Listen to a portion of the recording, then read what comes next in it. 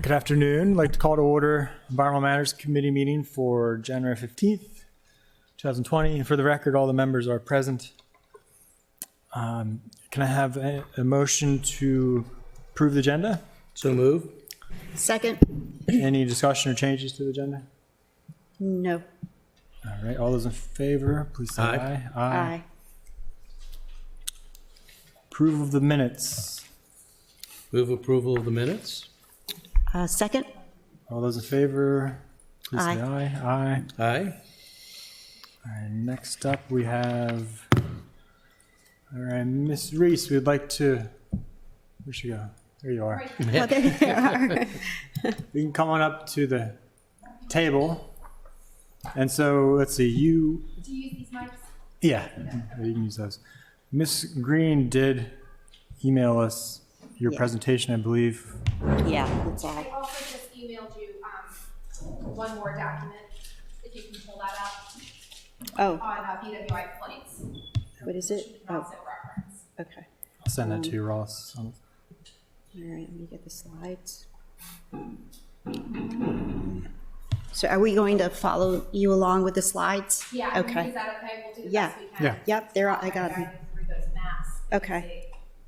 Okay. Which one is that? Is that the? Did you get the additional info? Okay, so the one on, How do we make them big? yeah, Takia sent it at 12:27. Yeah, I expected these to kind of be on a bigger screens, Oh, I but see. Yeah. if you need them, I'll send you individual documents that you can look at later. No, So, Okay. are we going? Yep, yeah. Yeah, Oh, okay. Yeah. So, just to begin with, my name is Mary Reese, and I am the DC Metroplex BWI. Oh, my green light. Sorry, you need to press the green light, Mary. Oh, this one? Yep. We're good? Yeah. Okay, There sorry. we go. Okay, so I represent District 30 on the DC Metroplex BWI Community Roundtable. We call it the BWI Roundtable for short, so that's how I'll refer to it most often. I've been the District 30 representative, so man, I'm in my third year, and I was appointed by Senator Astle. I now coordinate with Senator Elfreth. So I've put together this PowerPoint to give you an overview. I'm not sure how up to speed you are on the issue of NextGen at BWI. I didn't brief them. Okay. No. If I've you heard don't- your briefing.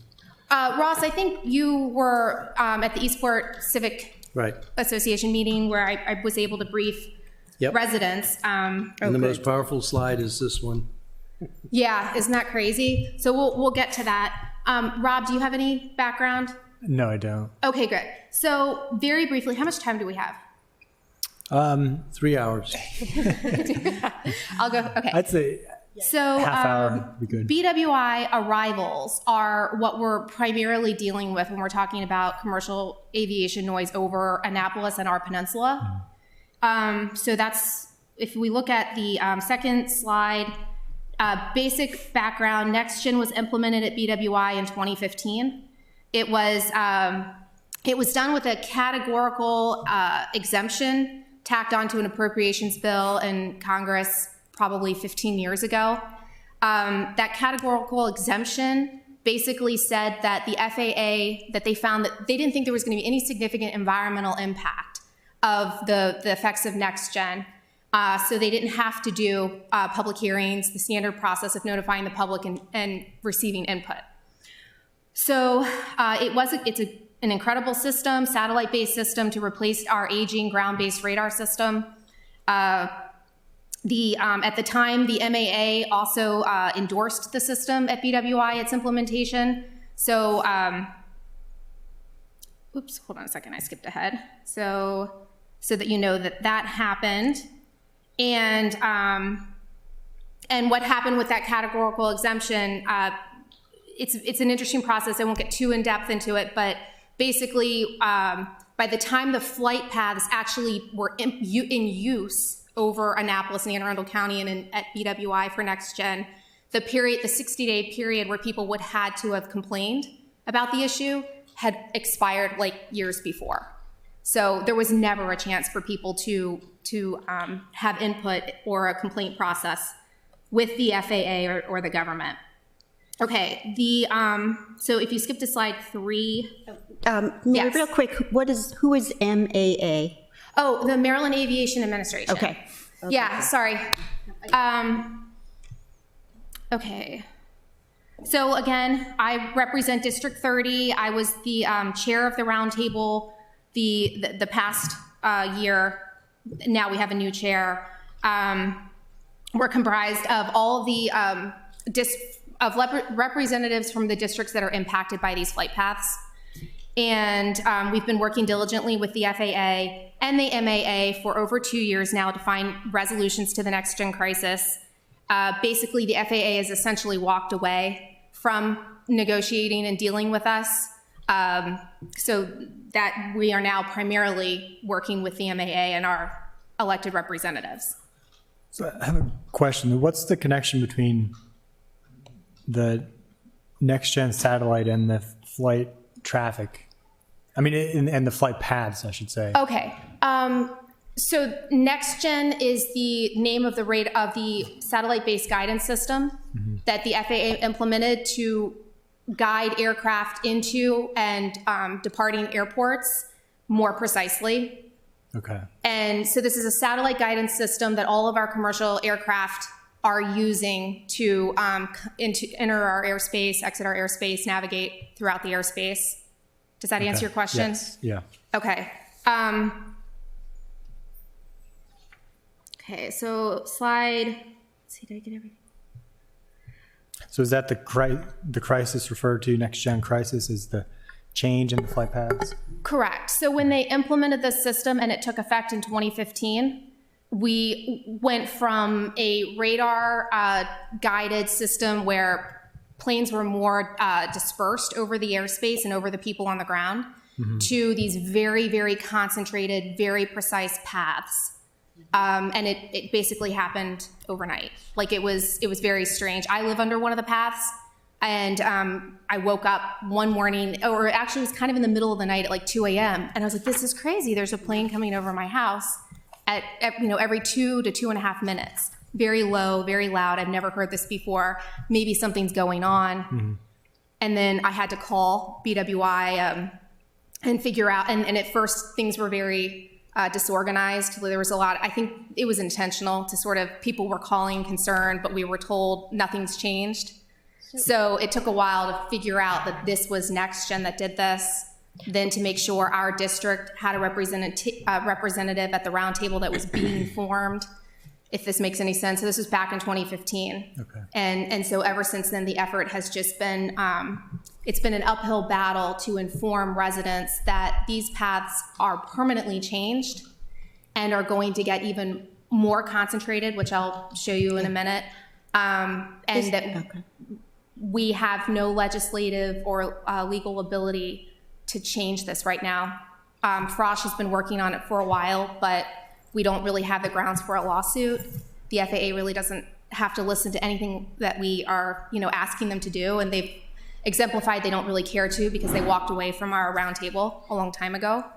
So, do you think just to get the big picture, do you think this targeted, lack of a better word, flight path was due to the reduction of flight control? What are their ATC, air traffic controllers? I mean, I'm just thinking that this makes their life easier, and I know that there's an issue with the reduction in staff in these towers. I sound like I really know what I'm talking about, but you know what I mean. It was a big deal they were all overworked, and so I'm just wondering if there was some objective related to who was controlling the towers. It has, it's certainly decreased manning because now much of what they were doing is now computerized. Sure, right. So, and this gets into another aspect of safety. The FAA claims that this was a step toward a safer airspace, but those metrics are really subjective because, for instance,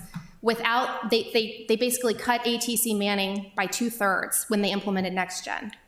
So if we had another 9/11. So there is a correlation. There is. Yeah, okay. If we had another 9/11 incident where they had to clear the airspace, then they would only have the capability of radar guiding those aircraft for 24 hours before we would be completely depleted manning wise because they've, let go of so many ATC. Okay. And I'm sorry, radar vectoring, do you understand that when I'm saying that? Sort of. Radar vector. Okay. Yeah, so Vectors, yeah. So it's that's been something that we've discussed at many of our roundtable meetings, asked so many questions of the FAA, and they've never been able to show or provide any data to say that this would be safer. It could easily be argued that this is not as safe. So yeah, if you want more information, the MAA does have a page that they maintain for us with all of our documents, our charter, our minutes from our meetings and stuff like that. That's on this slide that we're looking at right now. So again, if we look at slide 4, moving forward, we're going to talk mostly about arrivals to runway 33 left because that is the predominant runway used for arrivals at BWI, and most of those arrivals are coming over our peninsula. So if you look at slide 5, this is a depiction of an arrival. This is what an arrival looks like, the path. So an aircraft on this path, on the Raven 6 arrival, would come in and see these points. They're called waypoints, these stars that you see. These are satellite, lat-long points that they will navigate to, and then the lines connecting them are to show you the path that they're basically flying to get to those points. So they would hit Capco, Raven, Jetna, Jan, Splat, Graph, and then into BWI. Do you see how that's kind of working? Yeah. To land? Who wants to be on a flight path called Splat? Yeah. Splat, yeah, that's It's a not terrible name. Why would they not just go over the bay? Right. So Well, there are a impacts number too. of reasons, and then there are bad not impacts. many reasons, Rob. Yeah. But basically, this is one of the most used approaches. Okay, the black lines that you see, that's the ILS. So that is the published instrument approach into BWI. That has not changed since the implementation of NextGen. So where you see these red lines, though, do you see the star Jetna connecting to Splat and to Graph? That would be where planes will hit that waypoint Jetna and then turn and fly directly to Splat or fly directly to Graph. So it creates these very concentrated paths over the peninsula. Are you seeing that? Yeah. Okay. So if you look at the next slide, slide 6, that's showing you how they will also fly if they turn at Raven instead of turning at Jetna. So you can see how those lines shift a bit. Those paths are now going from Raven to Splat, Raven to Graph. These are very concentrated paths that these aircraft are taking now to connect with that final from Splat, Graph into BWI. So BWI is the runway where you see the letters BWI, okay? So that's the final. All right. So basically, that's the... Yeah, I just want to share an anecdote. I went to Walmart looking for gingerbread houses in quantity in Glen Burnie. And you know where I am? No, I experienced it. I mean, I actually sat in the parking lot because when I was in Walmart, the building was rumbling. I mean, you could hear the rumbling. It just, so I sat in the parking lot and I timed it, and I think it was like every 8 minutes or something crazy like that. So it was interesting to witness it Glen Burnie is right under probably, Graph to BWI. Is Right. correct? They're right on short final. And you watch them and they're right, yeah. Yeah, and those would have been at several hundred feet at that point. Dirty, with their gear down, lots of it's very power, low. Yeah. very loud. Yeah. So that's probably the worst place to be Yeah, no, it's for this, unless you're right under the departures, the takeoff, where we're not going to talk about because that doesn't really impact us here. But at the round table, certainly that's half of the process that we're trying to fix as well. Mm-hmm. So going back to the slides, if we can move forward, because we can always come back if you need to go back to those. Under slide 7 says concentration. If you look at slide 8, these are images prepared by the FAA. And I can say that the city of Annapolis is further down.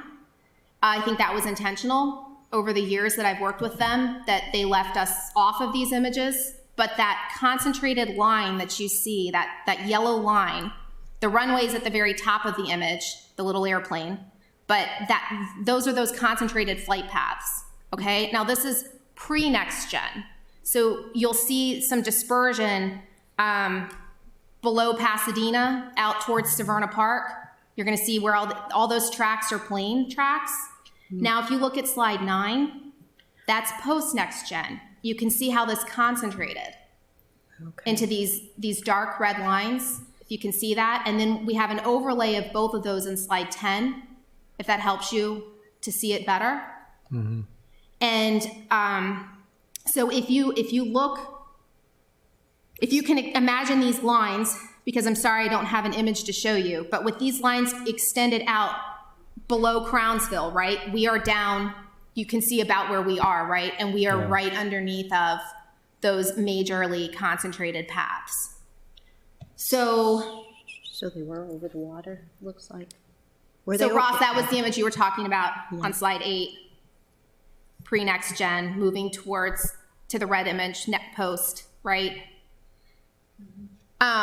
Okay, so the next point I wanted to talk about would be the altitude along these paths.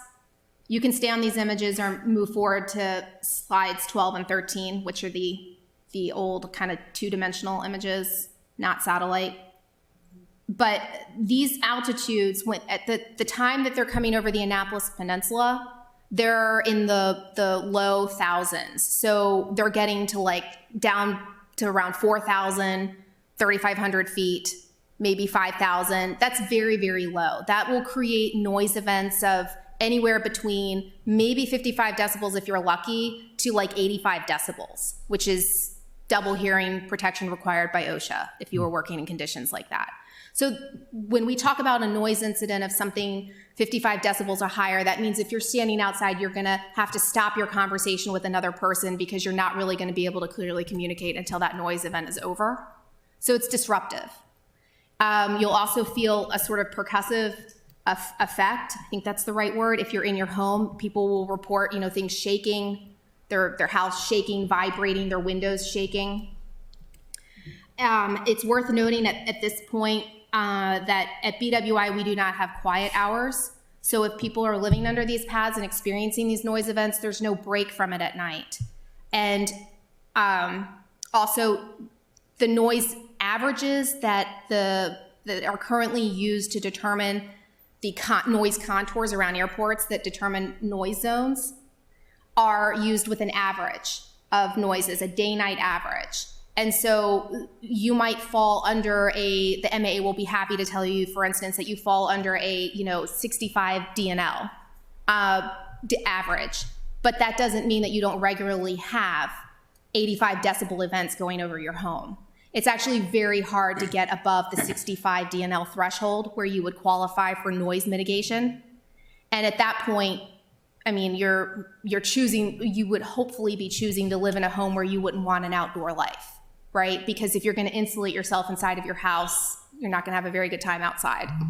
So, and I can also say in the UK, they use 55 DNL. We're the only developed country that uses 65. So I'll ask you right now, do any of you have any constituents? Ross, I know you do, but do you have anybody that has complained about the noise in your wards? Yeah, I get it occasionally. The noise is one thing.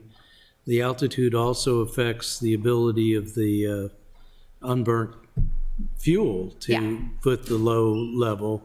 I haven't heard complaints about that, but I'm after the news yesterday showing that jet spewing out fuels on playgrounds.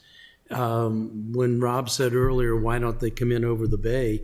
I'm not sure we want that stuff in the bay waters either. We'll just eat it later when we have crabs. Well, it's washing there right now. Yeah, right. It's depositing and washing. So any flights that are coming under 65 or 6,000 feet, give or take, depending on atmospheric conditions, the exhaust particulate will settle rather than atomize and evaporate. Right. So what we do have reports of, and a number of them in Eastport, people who are emailing me directly, they have a black soot-like dust, that's forming on the surfaces of their outdoor furniture, their railings, their decks, their boats, and oil slicks in their pools. And we have pictures of that. We have no other reason to believe it's not coming from the concentrated flights that are going over them. One of the residents from your ward has flights that he's tracking them on, I forget what it's called, but it's a flight tracking website that's pretty accurate. And they're going over his house at 2,500, 1,800 feet. So these are very loud flights with just showering him and a lot of other Eastport residents with exhaust particulate. But I keep coming to the slide that says complete inability of the public to gain relief legislatively, legal, or through other process. So why are you here? Well, that's a good question. We're not going to give up. And so where I'm basically going with this, what we're doing, or we're playing the hand that we've been dealt, right? We have a governor right now who loves our airport and wants to grow it rapidly. BWI is currently only at 30% capacity, and that is without us doing a single infrastructure upgrade, and we have many planned. We have another runway that's going to be built. We have a number of upgrades already planned. But even if we didn't do any of those, we're only at 30% capacity, so we could triple our flights into and out of BWI without doing anything. That's kind of scary for people who are living under these paths with hundreds of flights going over them every single day. Not to mention that, if you skip ahead, the New York Times, I've provided this article here, a little snapshot, but I actually printed it for you, so you have a hard copy. They just covered, they actually used BWI and Maryland as the textbook case of what Amazon is doing to the towns that it moves into. It's crushing to read this. You can certainly read it on your own time, but I highlighted the portion that talks about BWI. It's about 4 pages in. And this is talking, so. Didn't you say they had a contract did you tell me BWI had a contract with the airlines? Well, there's a number of things we do to incentivize airlines to fly to BWI. None of the growth is actually organic. It's all synthetic incentivized growth. In Maryland, we charge virtually no fuel tax to the airlines just so they'll fly here. Then there's major kickbacks that we get for the number of passengers. So you'll hear that talked about a lot, the number of passengers BWI has going through it. These are a lot of connecting flights, by the way. They're not people that stay here and spend money in Maryland and vacation here.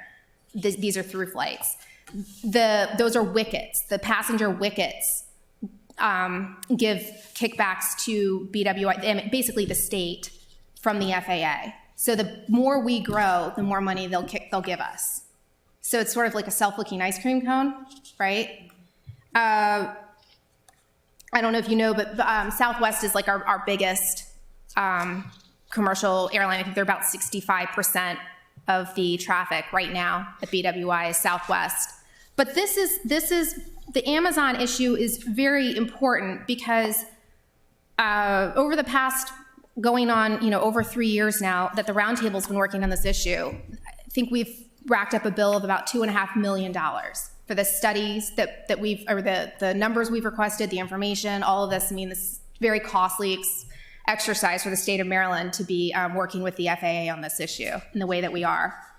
But through all of that time, you would think that we would have a very open channel of communication with the MAA and that we would be getting honest information and numbers.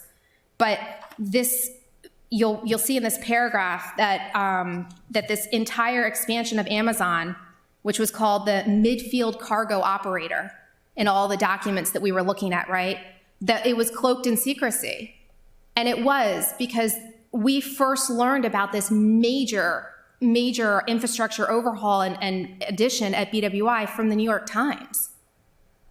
So, I mean, even our own MAA wasn't sharing this information with us. And I just, can't tell you enough about how difficult this issue has been and so explaining it to you probably sounds pretty jumbled, but it's so difficult to unwrap this for you because it's been so difficult for us to unwrap this issue. But it's very insidious and it's a lot bigger than anybody's realized. And it's just now people are just now figuring out how bad this is. So essentially, when you look at this with the number of tractor trailers we're going to have added onto our roads, we're becoming Amazon's major hub, their Eastern Seaboard hub, which are night flights. All these cargo flights are nighttime operations. So again, we don't have quiet hours, so people are going to be hearing this all night long. We're basically in a race to lead the country in carbon emissions, frankly. This will undo, and I'm currently getting these numbers, but the MAA is being slow to give us these numbers, but we're going to undo all of our Clean Air Act work and progress that we've made over the past 20 years. And then, of course, like Ross has pointed out, we have this particulate showering down on us, too. We're breathing this, and we're eating it, and it's in our bay. I mean, this is incredible, right? So I'm getting sidetracked. Is there any EPA guidelines for No, them at so all? the Not EPA that that doesn't- matters right now. It's probably unrelevant. Mark, am I seeing as Johnston, who works with, you know who I'm talking about, right? With the county executive? Matt Johnson. Yeah. Matt, thank you. We have talked about this. I had started working on it with Trumbauer several years ago. The EPA doesn't study aviation exhaust. We do know that the components of the exhaust are, the carcinogenic components that are troublesome, but it's never really been coherently studied and cohesively dealt with. So, and we don't, as the state of Maryland doesn't have any research or studies to go by for that reason. But, okay, so we've covered the Amazon article. Let's see. Can we go to page 8 trying to think about Sure. what we Can do. Right. It looks to me like the basis of a resolution from the city council is here on page 8 with these items that we would encourage legal action, FAA reauthorization. So we can skip ahead if you want. I just want to tell you about the study that was done in New York. It's slide 18.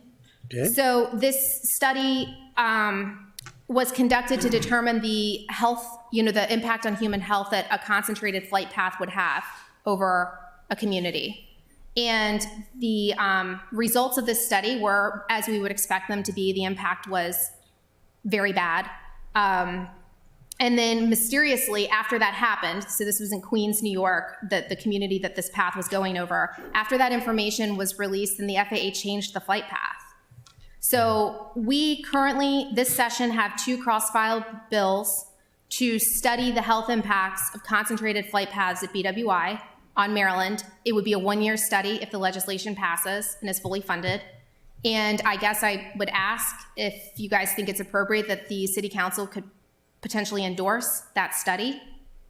And I don't know what other ideas, what other things you might be able to do. I do think that communities need to be made more aware of what's going on. And if people have concerns about the noise they're hearing or the fumes they can smell in the morning, that we have some method of giving them accurate information so that they're not just calling, the MAA or making a noise complaint and then not really realizing that they're a part of a much bigger effort to get this changed. Mm-hmm. Yeah, I think we'd definitely be open to, contributing our voice to any larger effort.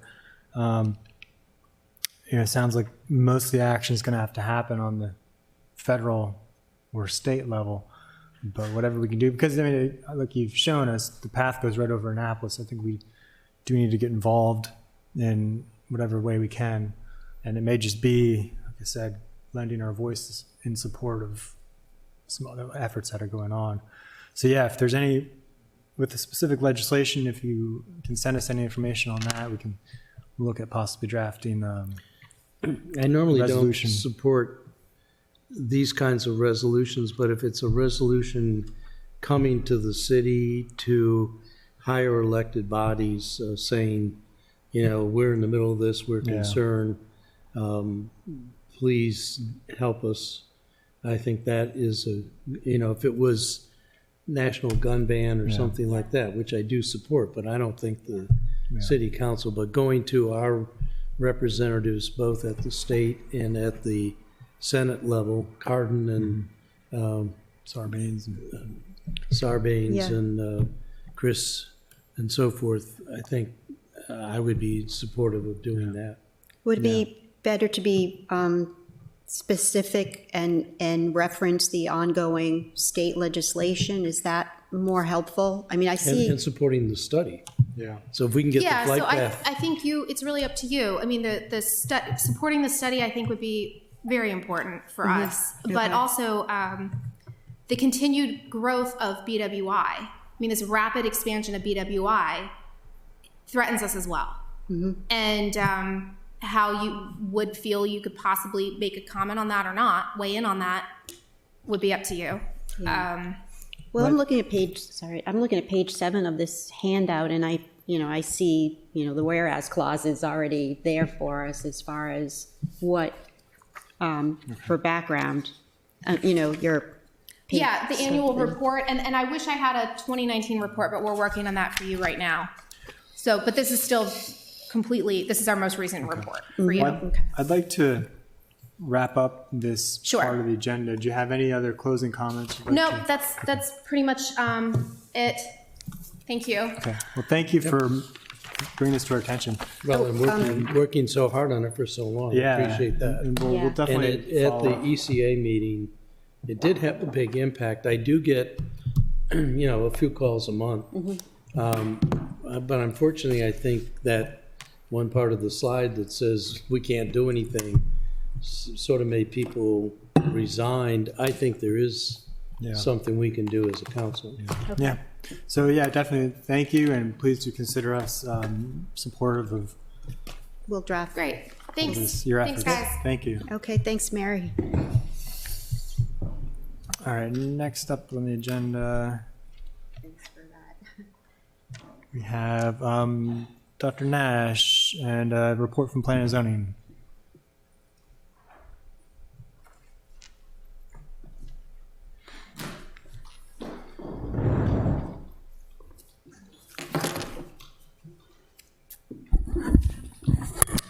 Good afternoon, Sally Nash, Department of Planning and Zoning. On the agenda, I saw it was November and December updates. Is that right? Yeah. Okay. November, there weren't a whole lot of updates, except on the last page of my handout. Town Courts was progressing through the process. That's at 2010 West Street.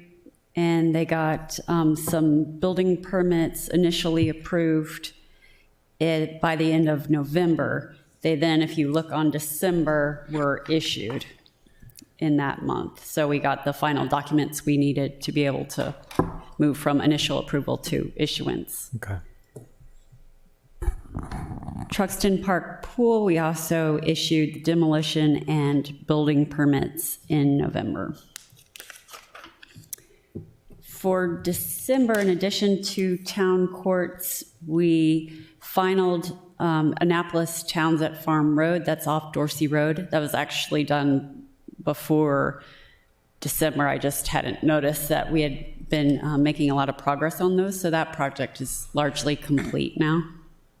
Is that the Hayes property? Yes.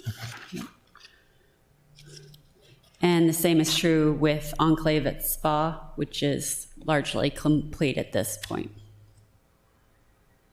Mannequin, which is 1750 Forest Drive, is also almost completely fitted out for their tenants. They still have some space for lease, but they've leased a lot of their spaces.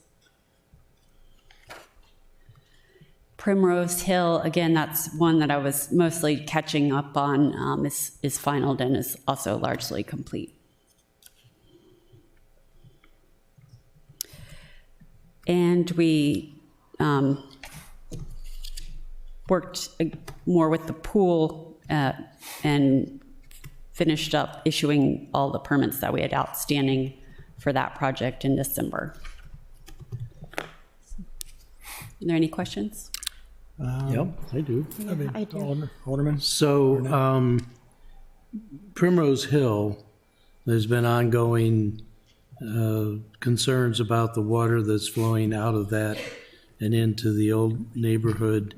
And I know that Public Works has been working with that. And last time, I think David Gerald said that DPW was going to go back and look at that and see if there wasn't more remediation. I think his exact words were something to the effect of, I wish we had anticipated this because this is turning out to be worse than we thought. I don't know, Matt or somebody from DPW has an update on that and whether there's anything going on.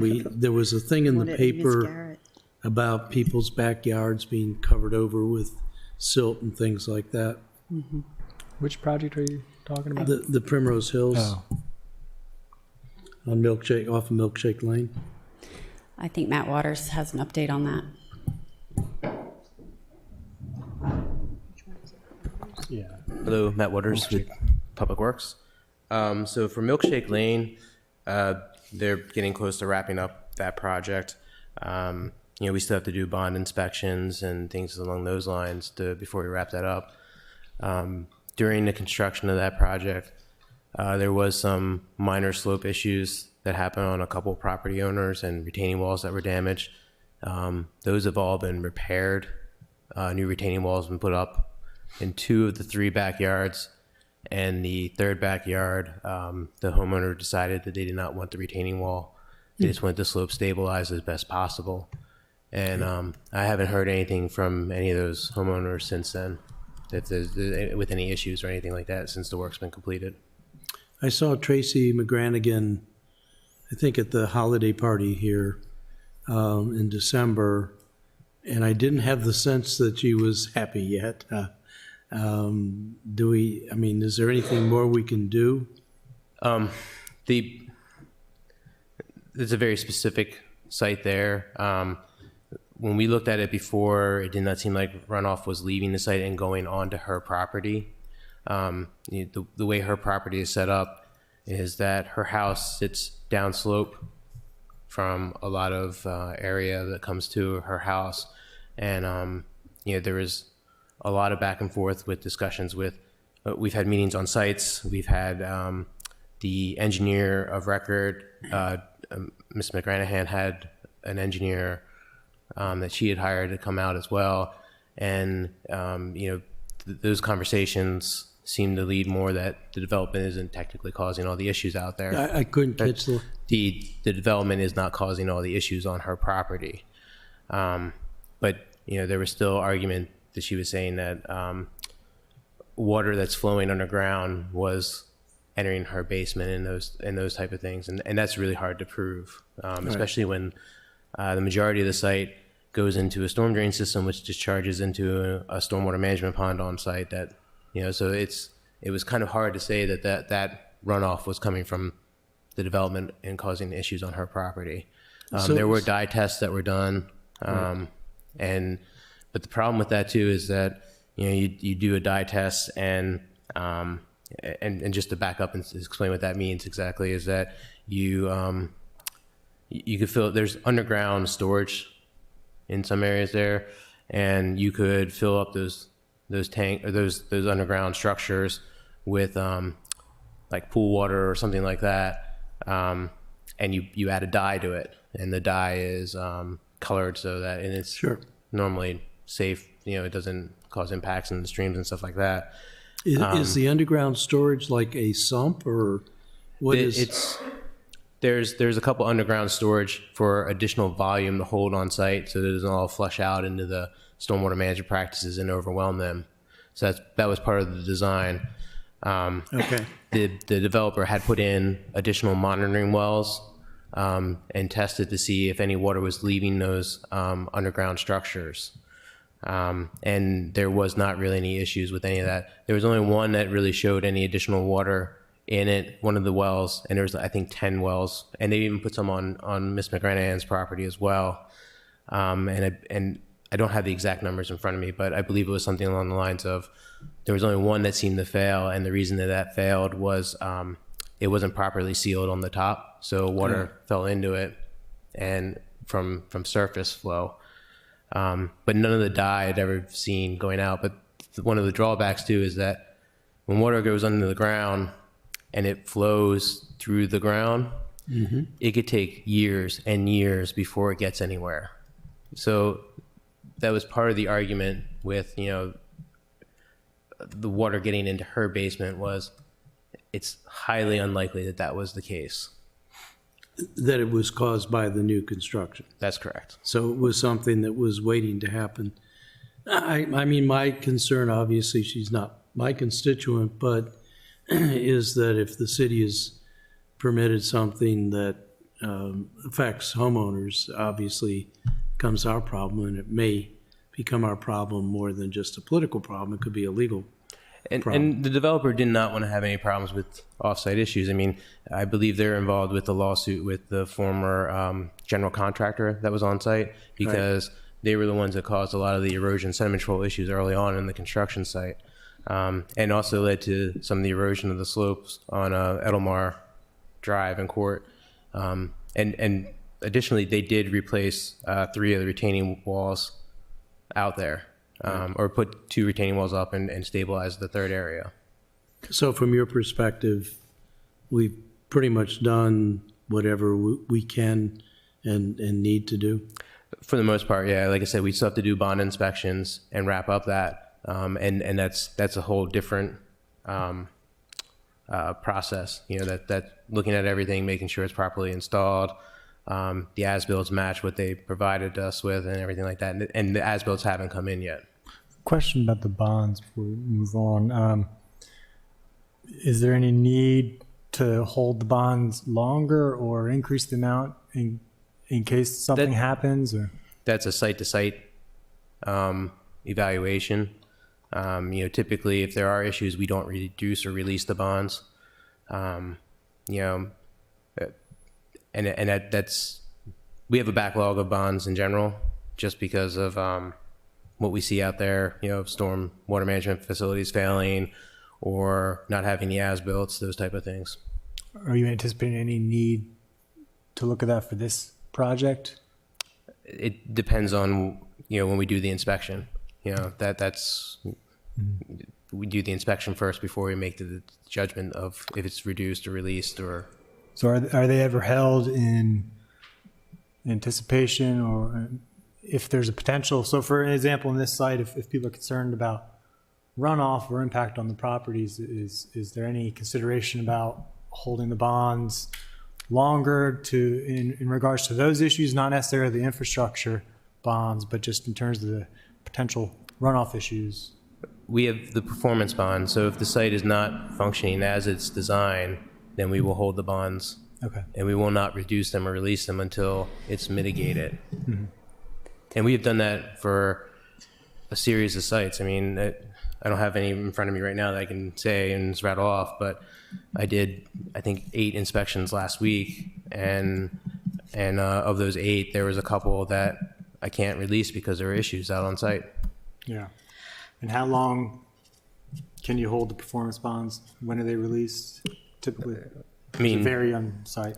If it comes to the point where, let's, for instance, we have, I'm trying not to get into specific sites, but there's one site in general that I'm thinking of that's an older grading permit where they built a new single-family house, where they relocated an existing house to this new location. And when they did that, they did not put any of their stormwater management in. We're in the process of claiming that bond and putting the stormwater management in because they did not do that work. So are these bonds big enough to really make a difference? I mean, could the bond cover that remedial work you're talking about us picking up? Because I had the impression they're relatively small, almost to the size of being the cost of doing business, and they can forego them. I mean, that's the typical. The bonds are based on the engineering estimate, which is required for every project. Now, granted, the grading permits are only for the site work, not the actual structure itself.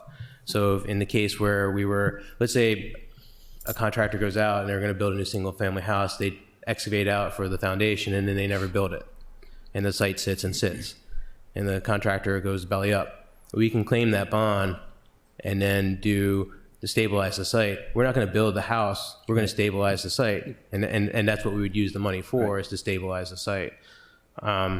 There's also a disincentive to having your bond pulled because it hurts your credit. Right, So- okay. And that's the bigger thing. You know, It just struck me when I saw, like, we got a request for the Eastport Yacht Club to get their bond back, and they had waited, and then when I saw it was less than $5,000, which for a small yacht club might be a lot of money, but really if something had to be remediated, it didn't seem like.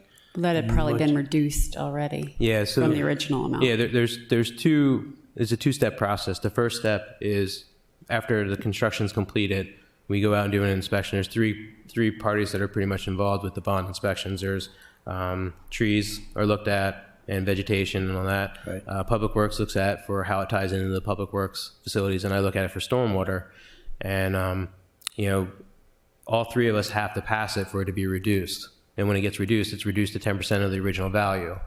And we could do some partial reductions if we think that there's something that we feel is, you know, it's not going to function properly, or there's some big red flags. But mostly the site's stable. Like for instance, like one site I went to last week, they had 2 rain gardens on the site. One seemed to be working fine. The other one was filled with water. And, you know, that's concerning when it's filled with water because it's not functioning properly. In a situation like that, I would look at it as we do a partial reduction and we just keep an eye on that and monitor that second one just to make sure.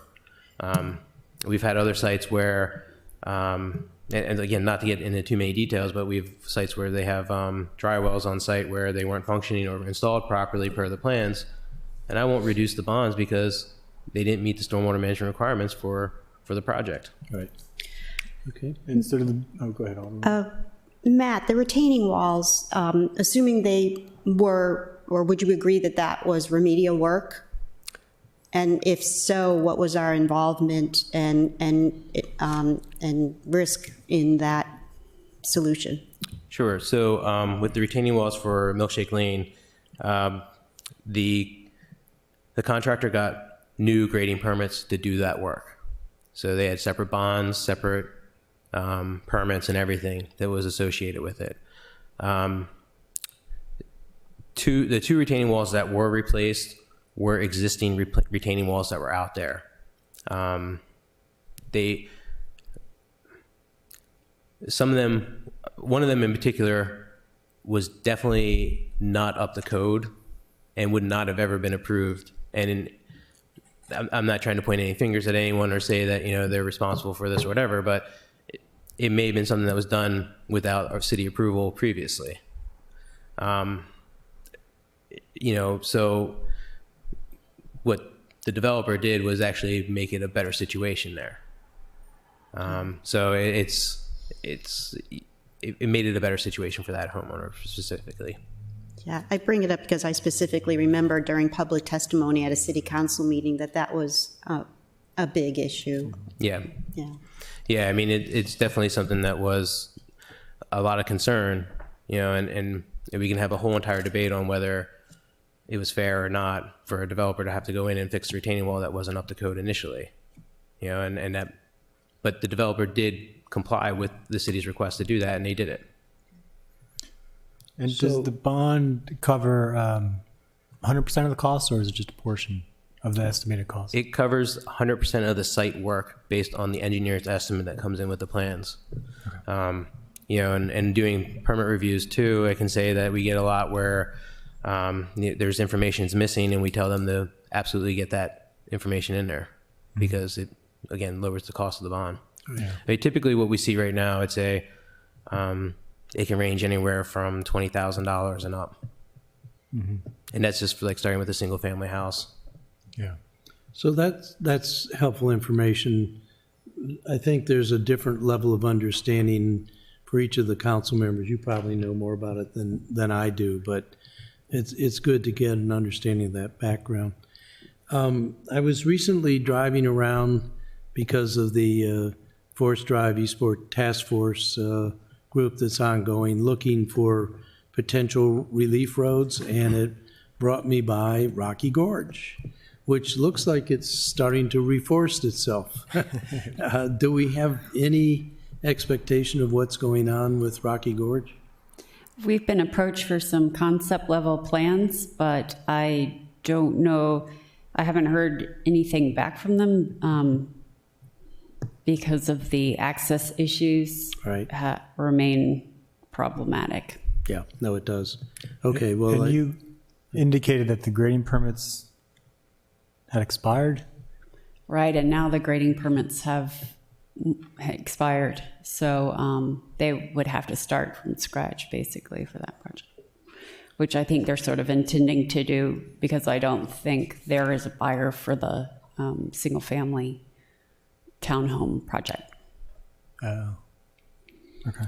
we had a former mayoral candidate that lives right next to the SPCA, and seemed for a while there was a whole bunch of whoop-de-doo, but haven't heard anything about it lately. Is that all pretty much in phase and moving along?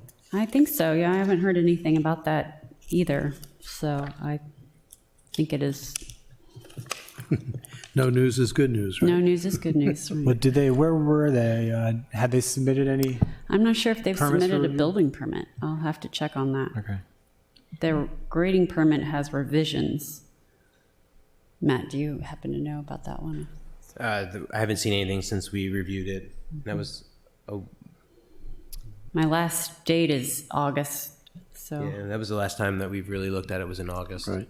It's waiting for them to revise the comments that we had and resubmit. And they also have a restoration project on the property, is that right? Stream restoration? By the SPCA Yeah. and St. Luke's. Yeah, I thought there was. There's a concept design that just came in. Okay. And that's all. We haven't formally accepted or reviewed it yet, so it just recently came in. And that's separate from the green vest work, right? Yes. So we have a couple of assisted living projects that are mixed here, and that was mentioned in the Capitol a few days ago, which brings me to villages at Providence Point. And I guess because of my advanced years, I keep getting invites to come and look at their project. So do I, Ross. So. Okay. But I mean, I don't have the sense of where that is. Is there We anything? are hammering out some of the details with the conservation easement. We're working on some stormwater management details, but Tom Smith, and I know Jackie has been involved too a lot, still working out some issues, but it's moving forward very slowly. Okay. I do have to ask, I'm sorry, because Gwen's, well, I won't say who, but is that critical areas at all? Interface there with critical areas? There is some critical areas there. Okay, yeah. They're The not proposing to build in any of it. grandfathering issue came up. I Okay. was just curious on. I don't think Why? they'll be affected by that because of where their critical area is and where they're building, but we do have some other projects that could be affected. They're not proposing to build in any of the critical area on that site, I believe. Yeah, I wouldn't. So I should tell my wife we should accept our invitation for January 23rd to go look at their. I missed that. Might be interesting. Right. All right. Well, thank you. That first of all, again, I just can't tell you how great these spreadsheets are, and I know it's work, but Yeah. it really does help us know what's going on. So, thank you once again. We do get a lot of questions. Oh, Yeah, we do, but it's well, nice to have this wait a reason. minute. Well, Alderwoman, No, Attorney this isn't Hudson. environmental, but 285 West Street, line item 10 needs an update because they're up in the sky, built, framed, insulated. I think you just say great. I will make a note of that. Sometimes I miss one or two. That's fine. I do have two questions. Well, one comment. Parkside Preserve, Mr. Waters, you say that site looks excellent. Last time I was over there, it looks very good. But I wanted to know if you had if you've heard back from the developer in terms of their plans for the winter, next phase of the project. I have not. I was last week. It was my first week back and getting caught up on everything, so I haven't had a chance to reach out to them and have a conversation with them. From what it appears is that I believe that they removed all the stockpiles and their equipment from the site currently, which was different from what they had said to us. But we're trying to figure out exactly what their plans are. We've met with them last month, and in that meeting we had the conversation of they were going to resubmit plans to us, and we haven't seen those yet, and they were planning on working through the winter. So that's it's out of our control of what they're doing. So All right. Well, and we also required them to reach out to the HOA for Hunt Meadows. Oh, good. Yeah. And again, I don't know if they've done that yet or not. Okay. Yeah. Thank you. I've been getting emails from the Hunt Meadow, even though it's out of my ward. But I drive by there probably twice a month just to check on it. But thank you for all of your attention to that site. Like I said, it looks very good at this point. So, a question about Hudson Street. I know it's going to come up tomorrow at the work session, but regarding the forest conservation,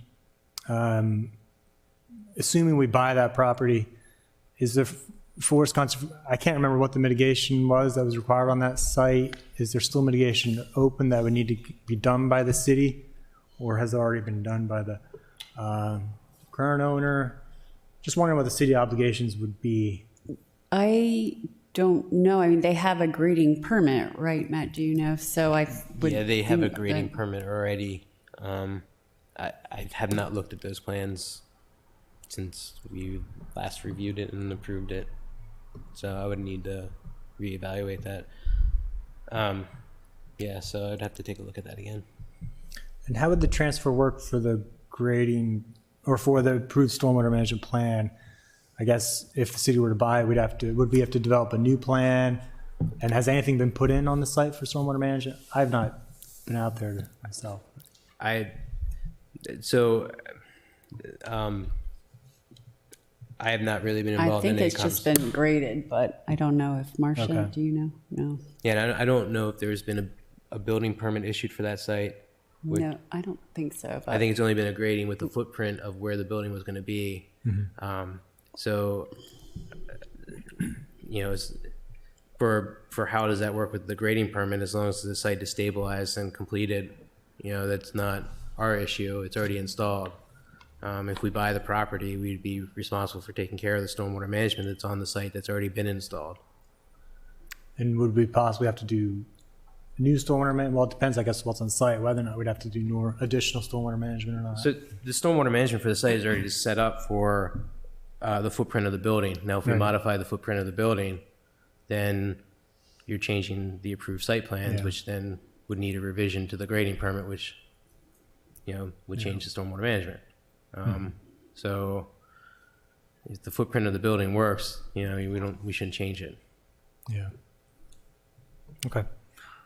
On that topic, caused from a different area, I think I understand, and I don't know if you've had conversation with Mr. Waldman, that they're thinking that this might need to come to the Planning Commission for review. I along think with the ordinance would the need to be legislation. referred to them. Right, Oh. okay. Just, I What don't, is it? 49, 19? right. I don't anticipate there should be a problem, but I did have a meeting with the Office of Law this morning, actually bringing up discussion of the city dock concept, which would fall under that same legislation. That I'm still looking into, but the Planning Commission does make a recommendation on the CIP, and if this is an amendment to the CIP, Right. I would think it would need to be referred to them. Yeah. Matt, I may have asked this before, and I apologize. Has there been borings on that site due to its previous use and all that. For I'm sorry, which site? Hudson Street. Hudson Street. Hudson Street. I believe there were. That's something that would have came in with the permit review. So typically there are borings in there, and the site was designed based on what information they provided. What was its previous use? It wasn't, it was vacant. Okay, so it was graded just to look good? It was graded because Absolute Fire was going to move in there. They were going to build an office and warehouse facility. Well, from what I recall, I think the very front of the site used to be, I don't know what use, but it was some kind of previous commercial or industrial use for the... Oh, really? So remember there was a portion of the forest that was disturbed with a lot of invasives. I don't know if it was just a parking lot or what. That's true. I don't know, but I've seen that in it, but I'm not sure about that. Okay. All right. Well, any other questions from the committee? Nope. All right. Thank Thank you. you. Thank you. Very much, Dr. Nash and Mr. Waters. All right. Next up, we have. Stormwater I management guess, policy. Mr. Waters, you could probably stay where you are. Anybody else would like to come up for discussion about stormwater management policies? From either department, office?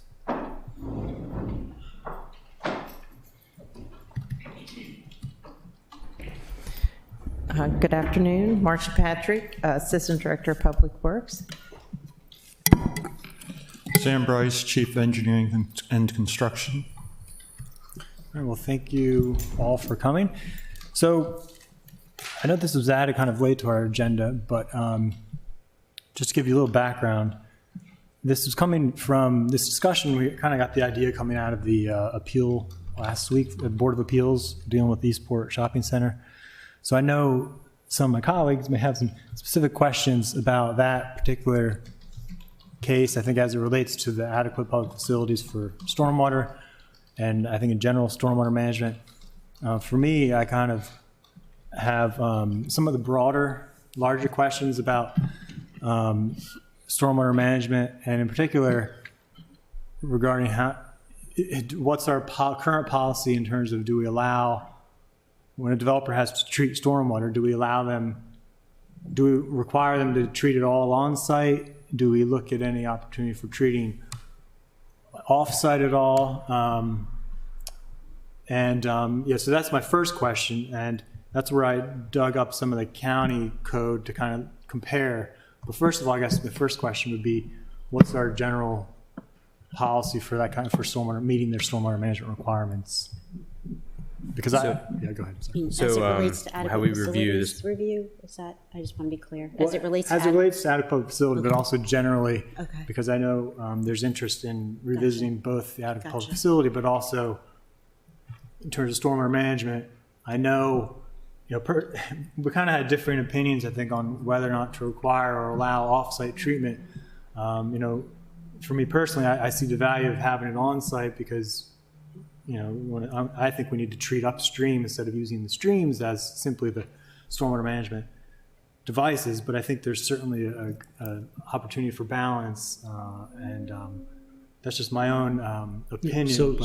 Well, let me offer what I think is somewhat of a counterbalance to that, Matt. I was very struck months ago now when we had the whole discussion about how much stormwater can actually be mitigated, and you showed us those engineering curves that showed 1 inch, 2 inch, 3 inch storm and so on.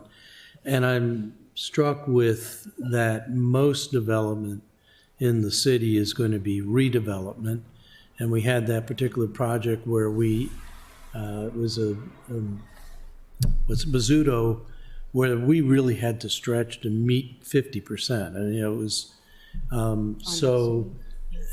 that was on site. The shopping center is an interesting sideline because clearly there's a lot of damage that's being done by stormwater flow off of that and other sites going into Jones Cove, right there by the post office. So I think this question of what is our policy requiring all the treatment on site versus allowing some of it to be off site, is pretty germane, because quite frankly, I'd like to see, and I think Leo Wilson and the guy from the engineering company, Bay Engineering, kind of indicated that independently they would be willing to help with a restoration of that outfall going into Jones Cove. And so if we are going to have some flexibility to allow management remediation off-site as well as on-site, we could get some extra benefit. It's almost like getting the impact fees or a contribution in kind for an impact fee if they could do some restoration adjacent to their location. So that gives you a flavor of the kind of dialogue that Rob and I have been having on this. So maybe that'll help you think about how to respond to us. Or maybe it just confused things. I don't know. So let's discuss real quick with the Eastport Shopping Center. We have not gotten the opinion from the Board of Appeals yet. So I don't think it would be appropriate to talk about what we can do without having that opinion first. But I'll gladly talk about how we normally do stormwater management at this point.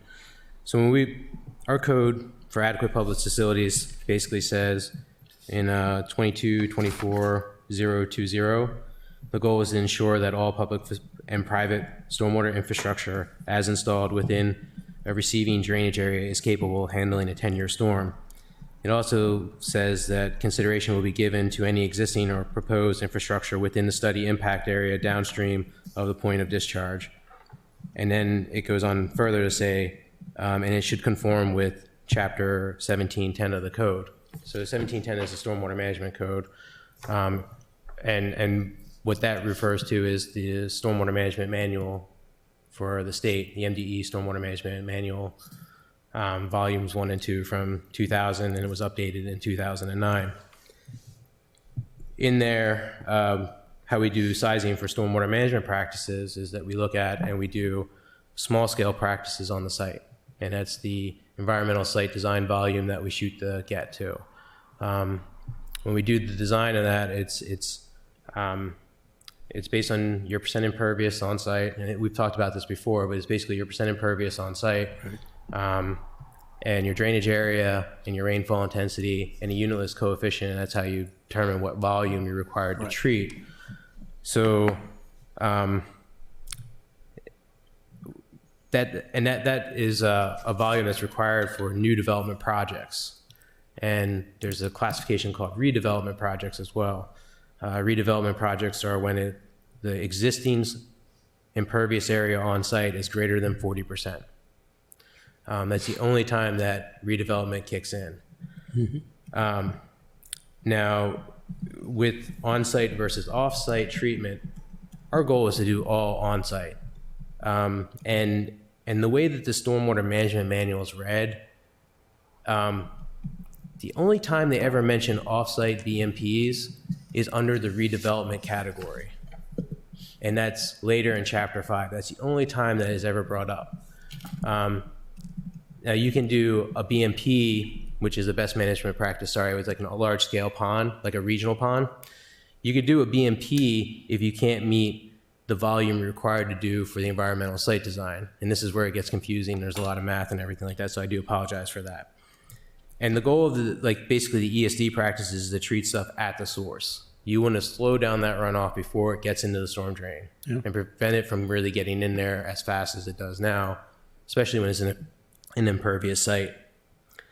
So when we do our adequate public facilities reviews, we look at the storm drain infrastructure, and we look at the making sure that they're at least conceptually giving us an idea that they're going to be able to treat enough runoff on site to meet their ESD volume, whether it's for redevelopment or new development.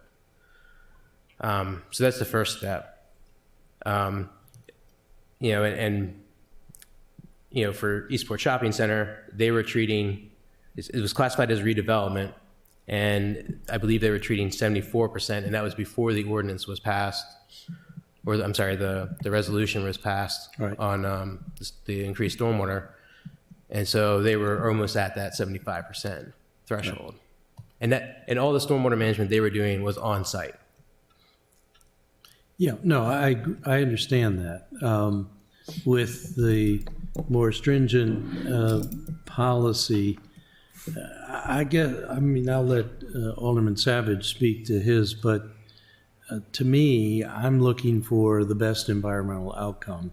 And if we can get all of it treated on site with a redevelopment, fine, but if we can't, I'd certainly like to be able to get a partnership with the developer to fix nearby things off-site, restore that really gouged out area of the stream, and get the silt out of Jones Cove. So that's really the background that precipitated the request for this dialogue.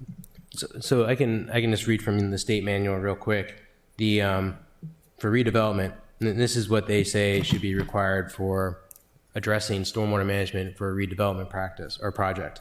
The stormwater management, there's 4 parts here. So the first one is stormwater management shall be addressed for redevelopment according to the following criteria.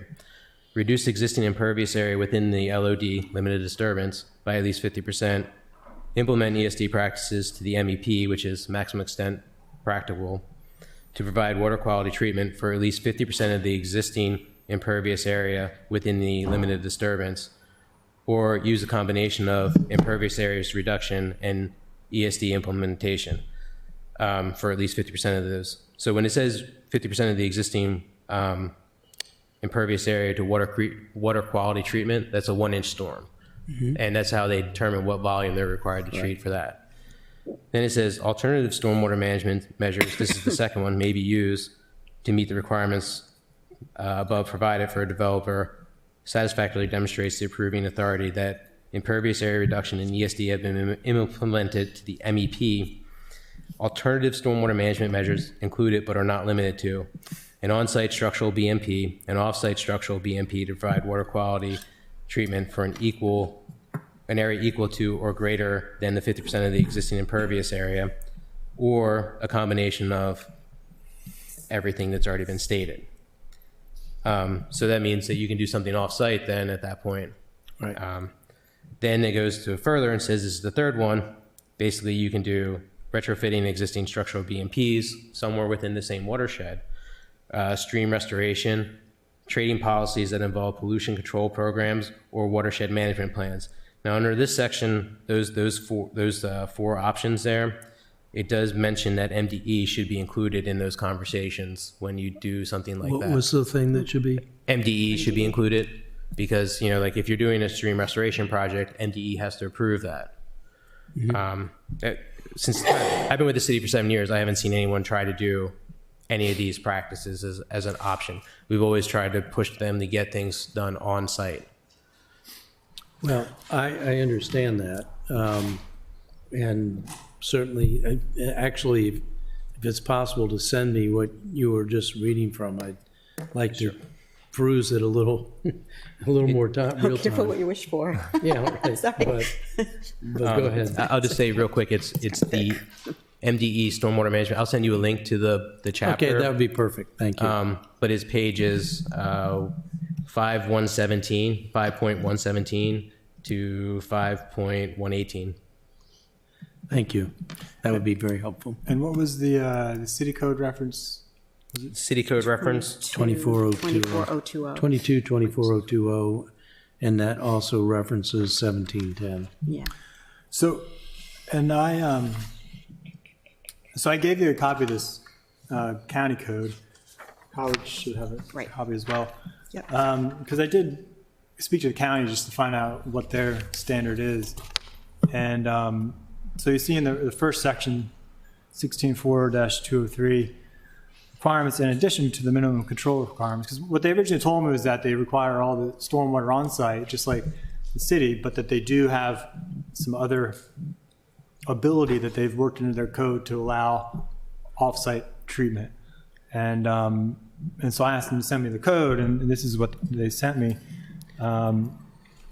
So you see they have a specific, it talks about allowing more than the minimum if water quality problems exist between the site outfall and the designated point of investigation. And they also have some additional language in their adequate storm drain facility code having to do with essentially the same thing, making sure it's capable of conveying through and from the property the design flow of stormwater runoff originating in the subdivision to an adequate outfall. It seemed like they had some additional language. I wanted to kind of get your feedback on, because I think many of us want to. Can we have Jackie come up? Because it seems to me like this is related to our TMDL requirements. And so it's sort of two different realms that can interweave with each other. Yeah, so I think some of us on the council do want to do what we can to revisit the code if we do need to change something to allow staff to get some more offsite treatment if a change is needed in our current code or policy. And so, again, this is just kind of the beginning of that conversation.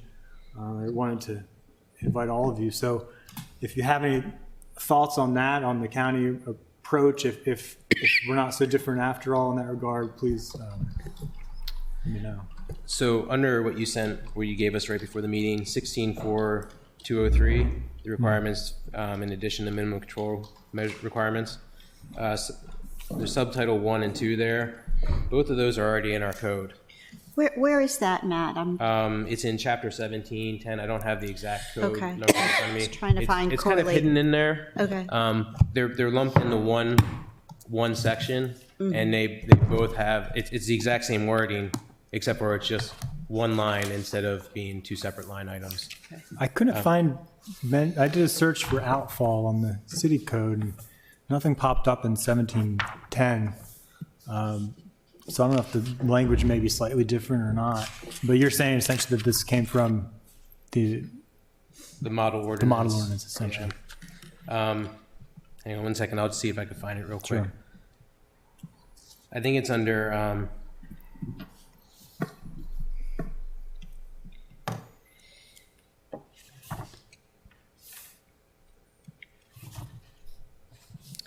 Yeah, it's under 1710 1 or 080, and then it's subsection A. Oh, okay. 3. It says the director of department of public works may require more than the minimum control is required specified, and then it repeats the 1 and 2 that's in here.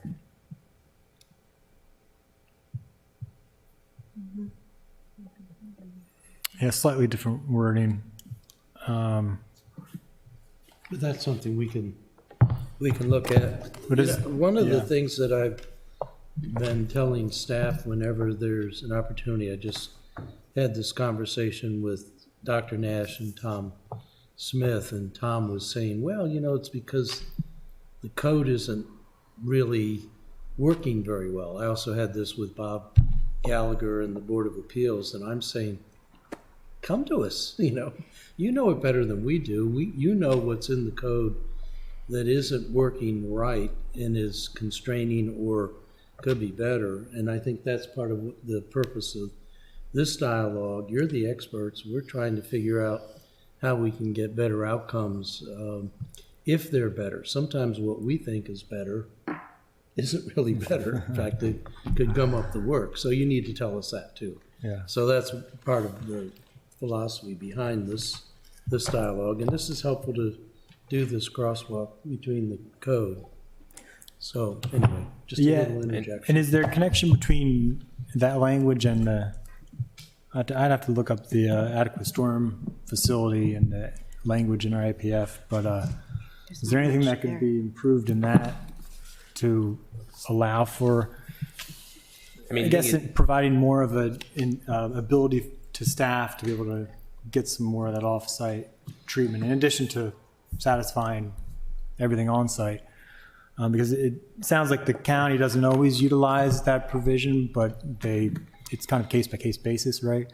Because some sites, the outfall would be completely satisfactory. So the way that the county code is written that you supplied for us for 17.5.701, the first line there says the development passes the test for adequate storm drain facilities if in the scheduled completion year of the development. The way that words to me, it sounds like it's it passes after the development is complete, and it seems like that would fall back onto our bond program, which is, this gets into like a chicken and the egg conversation. Yeah. Do you want to have adequate public facilities before or after? Right. I think before is better because you're looking at what's out there and you're examining it that way from engineering standpoint, that the storm drains can handle the runoff and you're not overwhelming them. Yeah. So That's a good I don't point. know if that language would help us in this situation. And back to your question about, is there anything that we can do to help our code? I mean, our code references the stormwater management manual that we already use, and it, if anything, it may be a better definition of what the site or what the outfall is. I mean, is it an inlet? Is it when it leaves the actual site? Is it the ultimate outfall where it goes into the Chesapeake Bay? Right. Yeah, you read my mind because, I'm sorry to interrupt, but I wanted to ask that because you're going back to the goal in 22.24.020. And maybe this is what you're saying, because it says the goal of adequate stormwater management is to ensure that all public and private stormwater infrastructure as installed within a receiving drainage area is capable of handling a 10-year storm, blah, blah, blah. So that receiving drainage area, is that ambiguous, or is that something, do you know what I'm asking? I absolutely understand what you're saying. Yeah. So when you look at a site, typically what you would do is you would draw a drainage area map, and you would say, okay, here's my drainage area map for the site, and where does all the runoff go in that site? You develop like a time of concentration line, it's called, and it basically, in theory, everything in that drainage area is going to go to that line and eventually get to a point of interest. And that's how you do your studies. You pick your point of interest and you say, okay, here's where everything in this drainage area is going to, and is, pre-development, post-development, what's changing? And that's how you do your evaluation. Does it meet stormwater management? Because if it's meeting stormwater management, it should be, with the current standards, not for redevelopment, it's for new development, be woods in good condition. So you would want to have that modeling exercise and saying that this is actually functioning as better than what it was before in all likelihood. And you set up those drainage areas based on your project sites. And so it's like, does it end exactly at the property line? Does it extend past that? And when it runs past that you're going to run into issues with, who's responsible for maintaining it long term, and I think that's where you're going to get into a lot of questions with, So you have to be able to measure it. Yeah. And So typically what we see right now, it's when it gets to the edge of the project site. So that's typically where we see the end of the line. So like for instance, Eastport Shopping Center, when they go into the storm drain system there, that's an existing storm drain system, is that considered the outfall, or is that considered, the ultimate outfall is that storm drain line is further down the way, but where the point for most of the drainage from that site enters that storm drain system, you can make a strong argument that's the outfall of the site. Here's one for you. Yeah. I mean hypothetically, Hillman Garage. So is it the storm drain that we walk over, or is it an Ego Alley? It's not funny. Yeah, I mean that's exactly. Yeah, I mean like you can make that argument both ways. Yeah. And if how we've typically looked at this is, do the storm drains handle the flows based on the data that they give us, and then also, how does do they reduce the runoff coming from the site, and that's how we look at it for adequate public facilities. Okay. Thank you. And I also don't want to leave Ms. Hodo out. If you want to, you're welcome to come on up. Come to the table. You're welcome to Come to the table, Racine. No sense in being the Lone Ranger out there. You don't get to use the microphone though. So, I guess, has the city, so it sounds like currently our policy is to do it on site. Has the city required off-site treatment in the past for stormwater?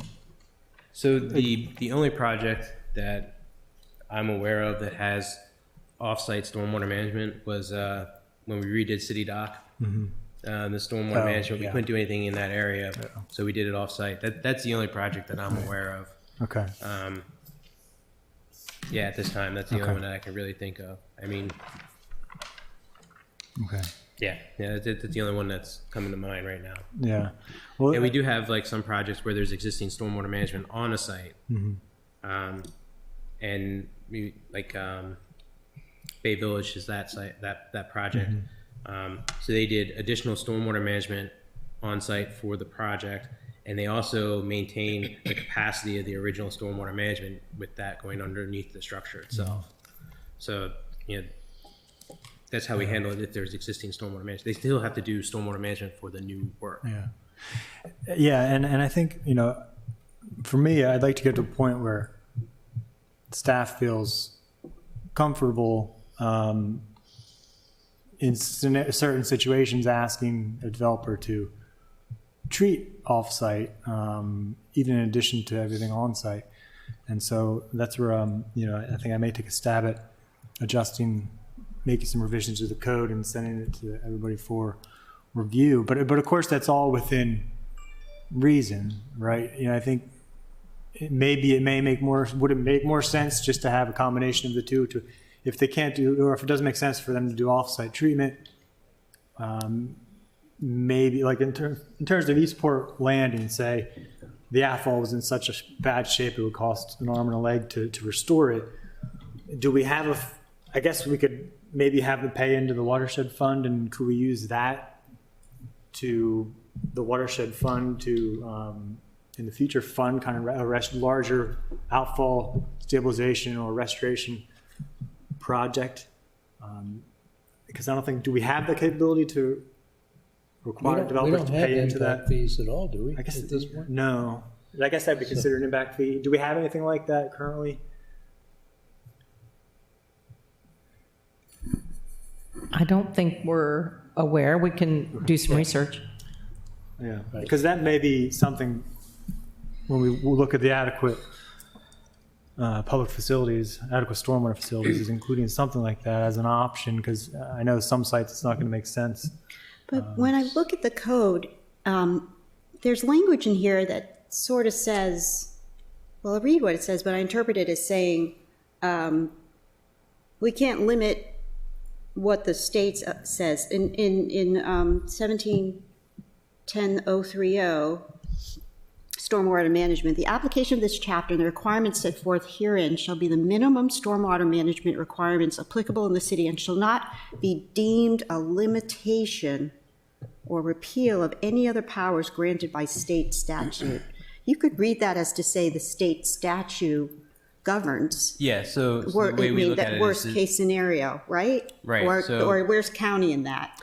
the baseline is you have to meet the state standards. So with the resolution for the 125 and 75%, how we've been reviewing projects that can't meet that threshold, they still have to meet the state standard of 100% there. Gotcha. So, and if they do meet that, they can ask for a variance from the 125, but they have to prove that they can't meet that extra volume. There's been a couple projects where, you know, I'm not signaling out anyone here, but there's been a couple projects where someone would say, oh, I can't do any more than this volume.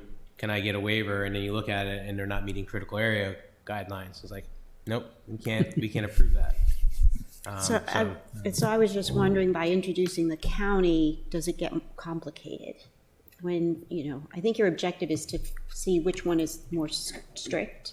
Is that fair to say? Or Well, not necessarily, just to see if we could I wanted to see if we were following the same standard as the county?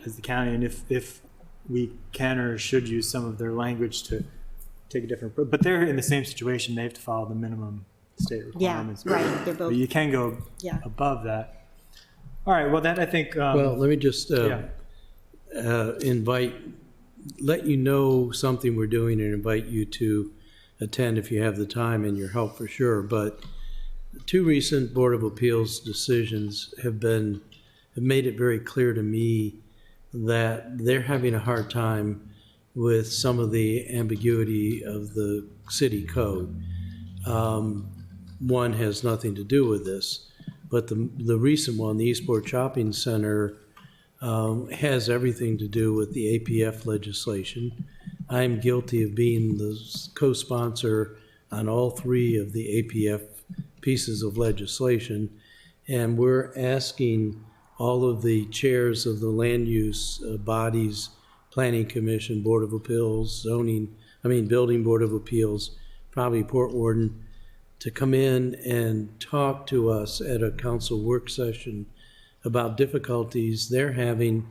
This was certainly part of the Eastport case, but another part of case in Eastport was defining uniqueness of a parcel, and another one was defining need for a special exception for a restaurant.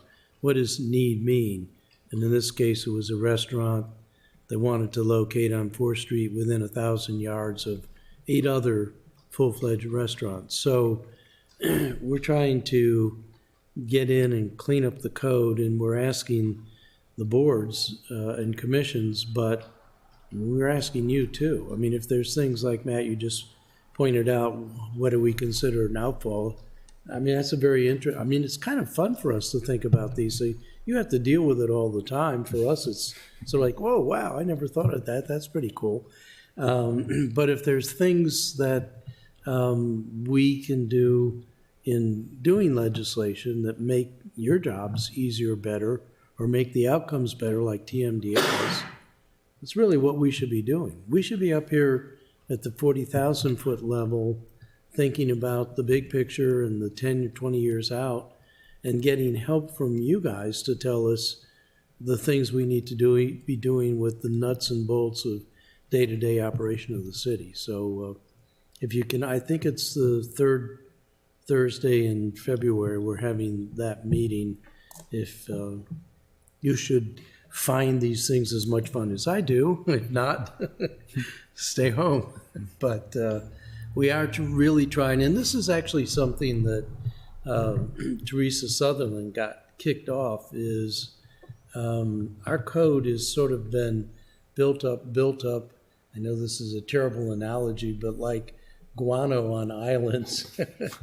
And she was trying to start straightening some of that out and scraping it out. And it's one of the things that I strongly agreed with her on, that we do need to take a step back and look at the tortures that we're putting ourselves and others through.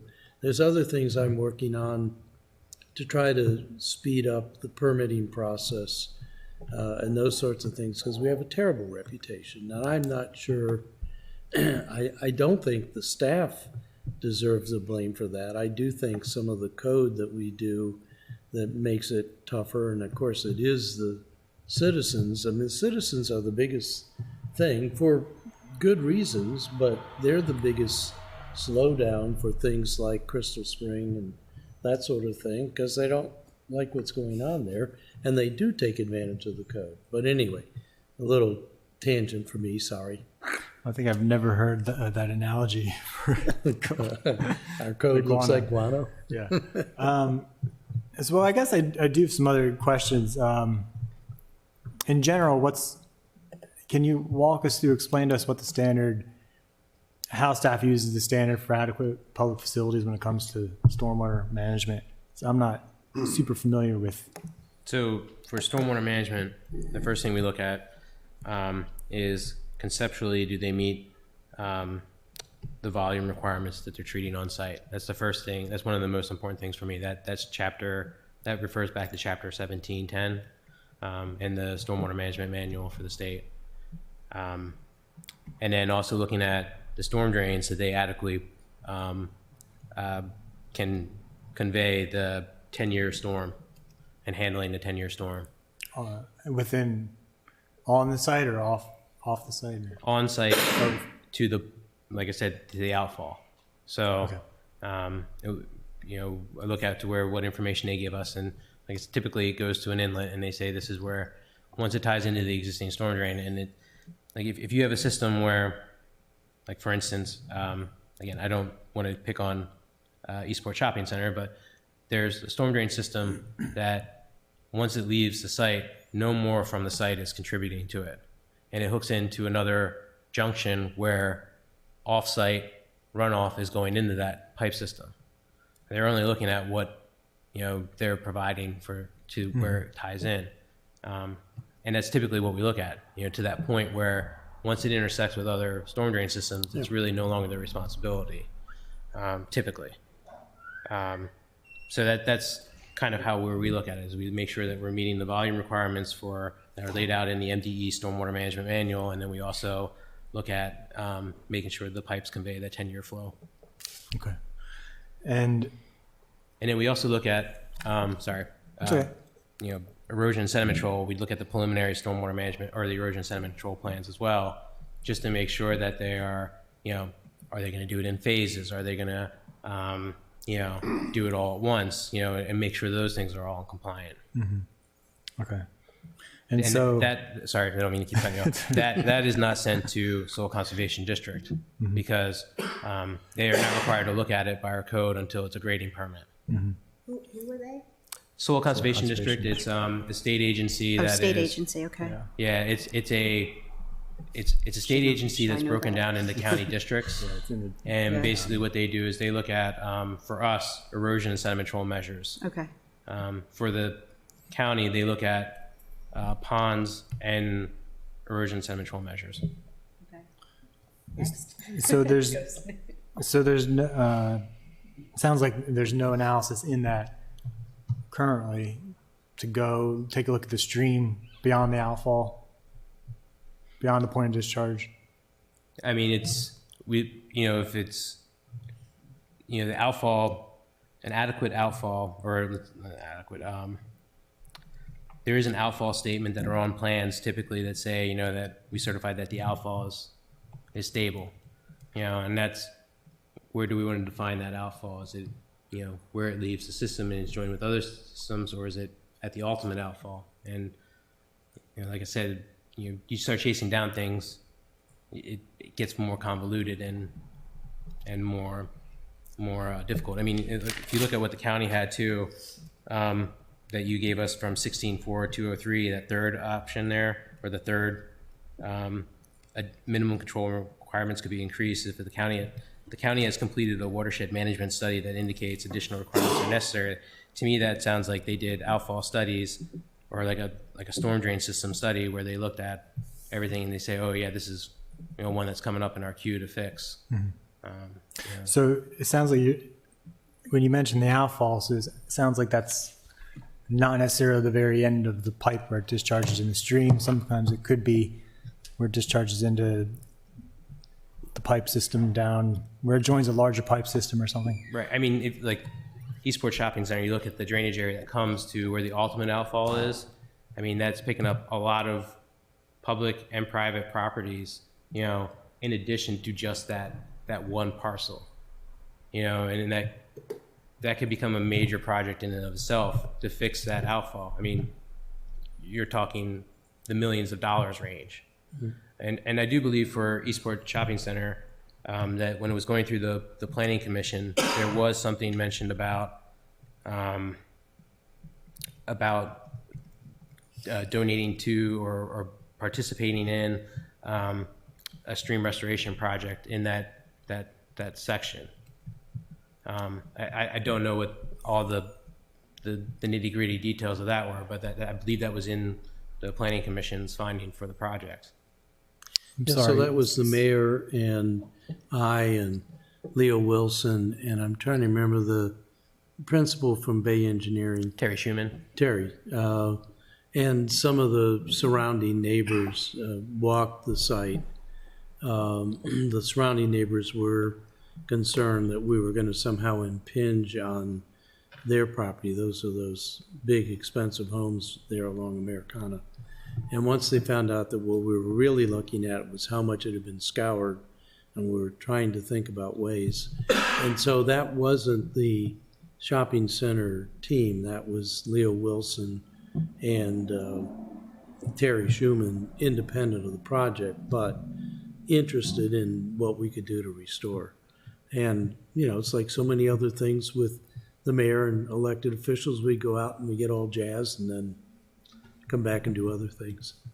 Sorry, I didn't catch all that. You said Terry Schumann and others went on site separate from Eastport Shopping Center and Yeah, talked separate about from potential for the restoration. Eastport Shopping Center project and owners.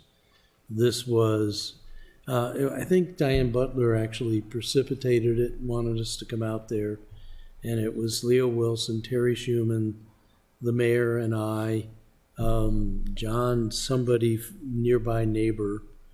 I can't remember who all else was there. We were looking at it and thinking about things we could do, maybe get grants, do another thing like the church did. Were they talking about contributing money as a part of this Yeah, development? as individuals, yeah, Not as a part of the development, though. not as a part of the development.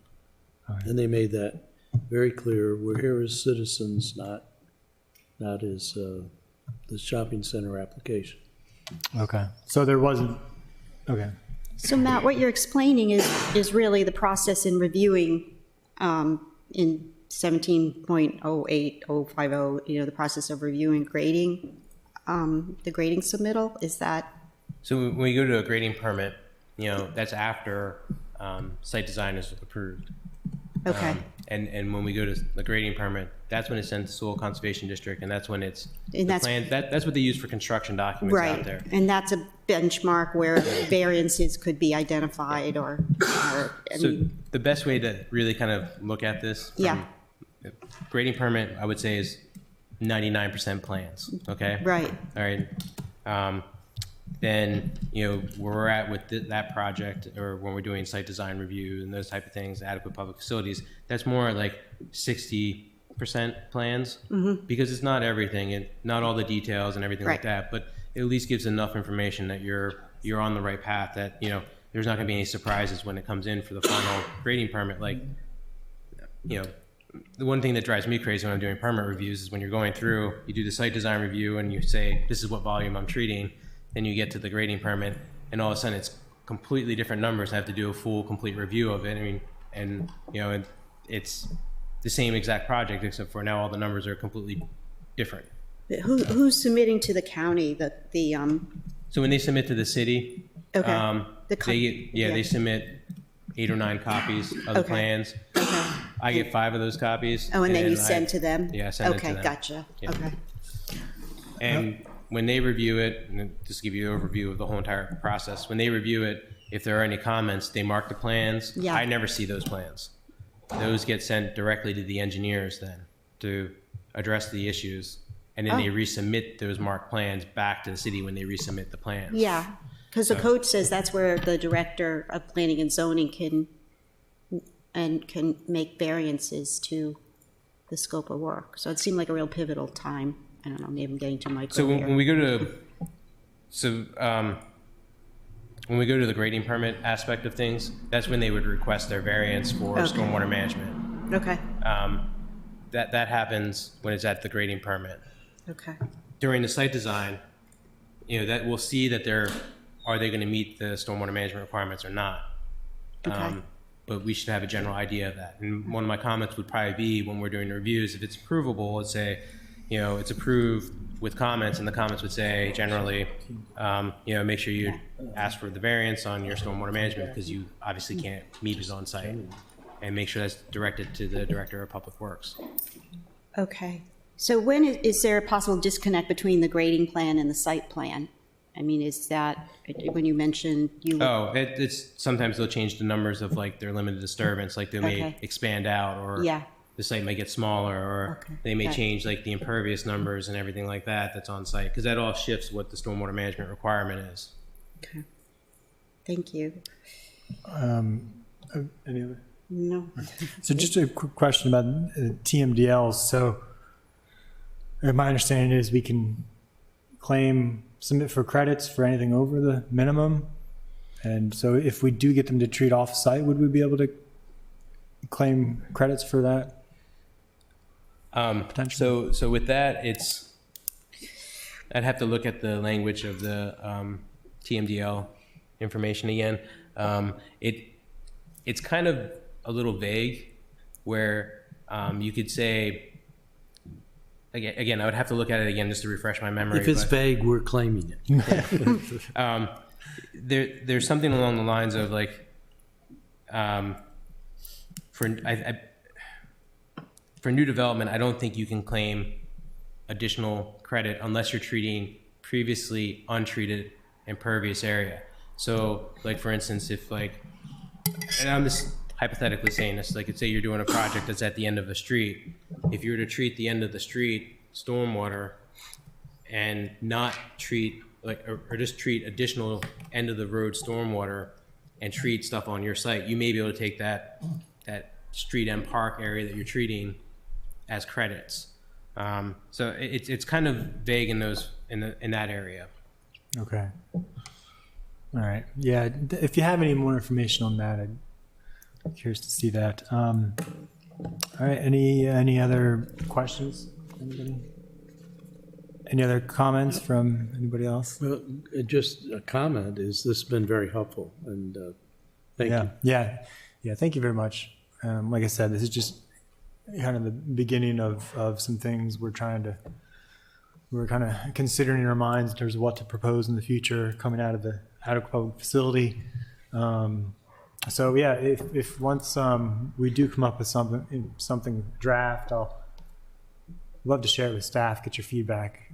We had a really good experience.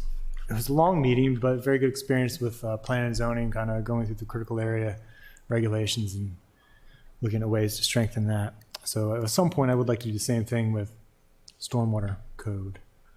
Don't know when we'll get to it, but Right after the budget. Yeah. So yeah, again, thank you, and another welcome back to Racine. Glad to have you back. Yeah. Anything else? Did Jackie have anything, any updates? Give you a really quick report. That's a great report. It's our best kind. So thank you, Public Works. Yes, Just thank to you. give you an idea of what's going on with the Office of Environmental Policy. In the wake of our single-use plastics campaign, Annapolis Green is picking up the rest of it as a regular program, but now the work falls on OEP to make sure that the mayor did sign the plastic pledge to go plastic free. So now we have to work on getting plastic out of the city. So sometimes I'll walk into a conference room. Like yesterday, I saw there was somebody in the HR conference room and they left their plastic bottles there. So we shouldn't be using plastic bottles. Yeah. We should be using our water coolers. We don't have one in that conference room, I will say that. So perhaps we need more water coolers, and any cups that we use should be the cornstarch or some other recyclable cup. But getting rid of plastic altogether is the goal, getting our plastic utensils out of our conference rooms. And I sometimes I'm seeing less and less at city council. I see more water bottles. I mean, like metal bottles that people are bringing themselves. Good for you. And but every once in a while I'll see a plastic bottle up there. Who else does that just to get on my nerves? Just using up the ones in the conference room. You're using them up. Okay. Make sure you recycle them. Yeah. And then so just plastic in general and getting education materials out to city staff. Because we need to walk the walk if we're going to set an example for the rest of the residents and the businesses. So that's on our plate. I finished an EV car report for the city manager, and we're looking at whether or not EV cars will be added in the fleet. I will say this, that I'm speaking with our fleet manager and the Department of Transportation about what needs to be replaced right now. They aren't things that are EV ready, such as a front-end loader, backhoe front-end loader. I'm not aware of an EV replacement for that.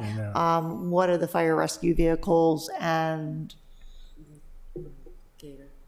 well, no, that was different, a van or some sort. The one that he did bring up that possibly we could switch to electric very easily is that the Gator that they use is a 6-wheel motor type, off-road type of vehicle. He says the axle keeps breaking because it's being used on our roads and it's not built for that purpose. So that would be a vehicle we could replace with an electric vehicle. The other vehicles that have been, there've been vehicles ordered already. They were ordered in this FY 2020 budget. About 34 vehicles were ordered. So the idea would be to, as vehicles age out, we replace them with an EV or a hybrid or some other fuel-efficient vehicle. I did find out that we do have some 85 ethanol vehicles that use 85% ethanol, but we are not using them that way. We're just putting regular gas into them because we don't have a facility that provides them. There is a facility near 50, but the one time that the Department of Transportation went there to fill up, they did not have the ethanol available. So it's a matter of getting a contract with a supplier, and if we're going to utilize the efficiencies that we do have already in our fleet with regard to ethanol. What about police vehicles? I was under the impression that they weren't all ordered yet. There was another round coming. As far as I know, they have been ordered. Now, if there are others that are aging out, I'm not aware of that. I thought with the take-home vehicles that was being phased in, and last I heard, which is why I was kind of wondering if we need to try to rush something through for this year's budget before the last round gets.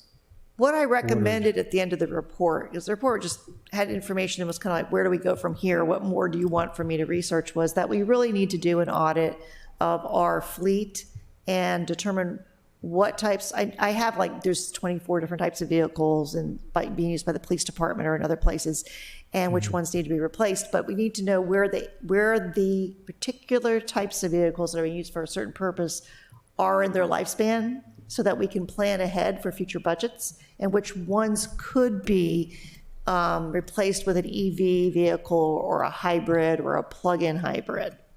So we really need to get that information from the fleet manager, a breakdown of all the vehicles, their use, where they are in their useful life, and then do an evaluation of which ones, based on their use, could be replaced. So that's what my recommendation was. We need to do that next. I think I'll email the city manager to try to find out if there are any additional police vehicle orders. I asked that question and I was told no, that everything's been ordered already. Yeah, I could have sworn there was, at one point I thought I was told there was, I'll have to look up the email, but I think at some point I was told there was one more round of purchases to go, which is, and I thought they were going to wait till we sorted this out. Yeah, I think that's how I remember it, that Teresa was waiting for information. Yeah. And this is what other jurisdictions are doing, cities and counties, and the MDE, the state has the goal of 300,000 new EVs on the road by, I think, 2030. It's pretty aggressive, but they want, it's part of their greenhouse gas emissions plan to reduce emissions by 40% by 2030. That's one component of it, is a really heavy push on EVs and EV charging stations statewide. The charging stations really don't cost that much. No, not overall. Tesla Plus, charger costs what was it? $600, $800, I think. Depending on the level of charger, whether it's a wall-mounted unit or a standalone. But also rebates from the state too. I know BG offers industrial rebates if you purchase a large number of chargers. And the Maryland Energy Administration offers some free charging stations. Oh, that's right. Yeah. We're working with BG&E right now on getting more charging stations throughout the city. I have a meeting next week with BG&E. They're the ones who put in the one at Pitt Moyer for free installation, free unit, free maintenance, take it away, even free. So we should take advantage of that. The county today announced that they have 6 going in from the same program. We only have the ones up at Pitt Moyer right now. And did you happen to, I think you may have answered this before, but have you found out if BG, they're putting in their charges for free, but are they charging higher than the electric rate? Or is it or is the charge set at the electrical? I don't know the answer to that. I'll find out what they're doing with that. If they would be charging us more than the electrical rate, it might be worth it just to do it ourselves. And okay.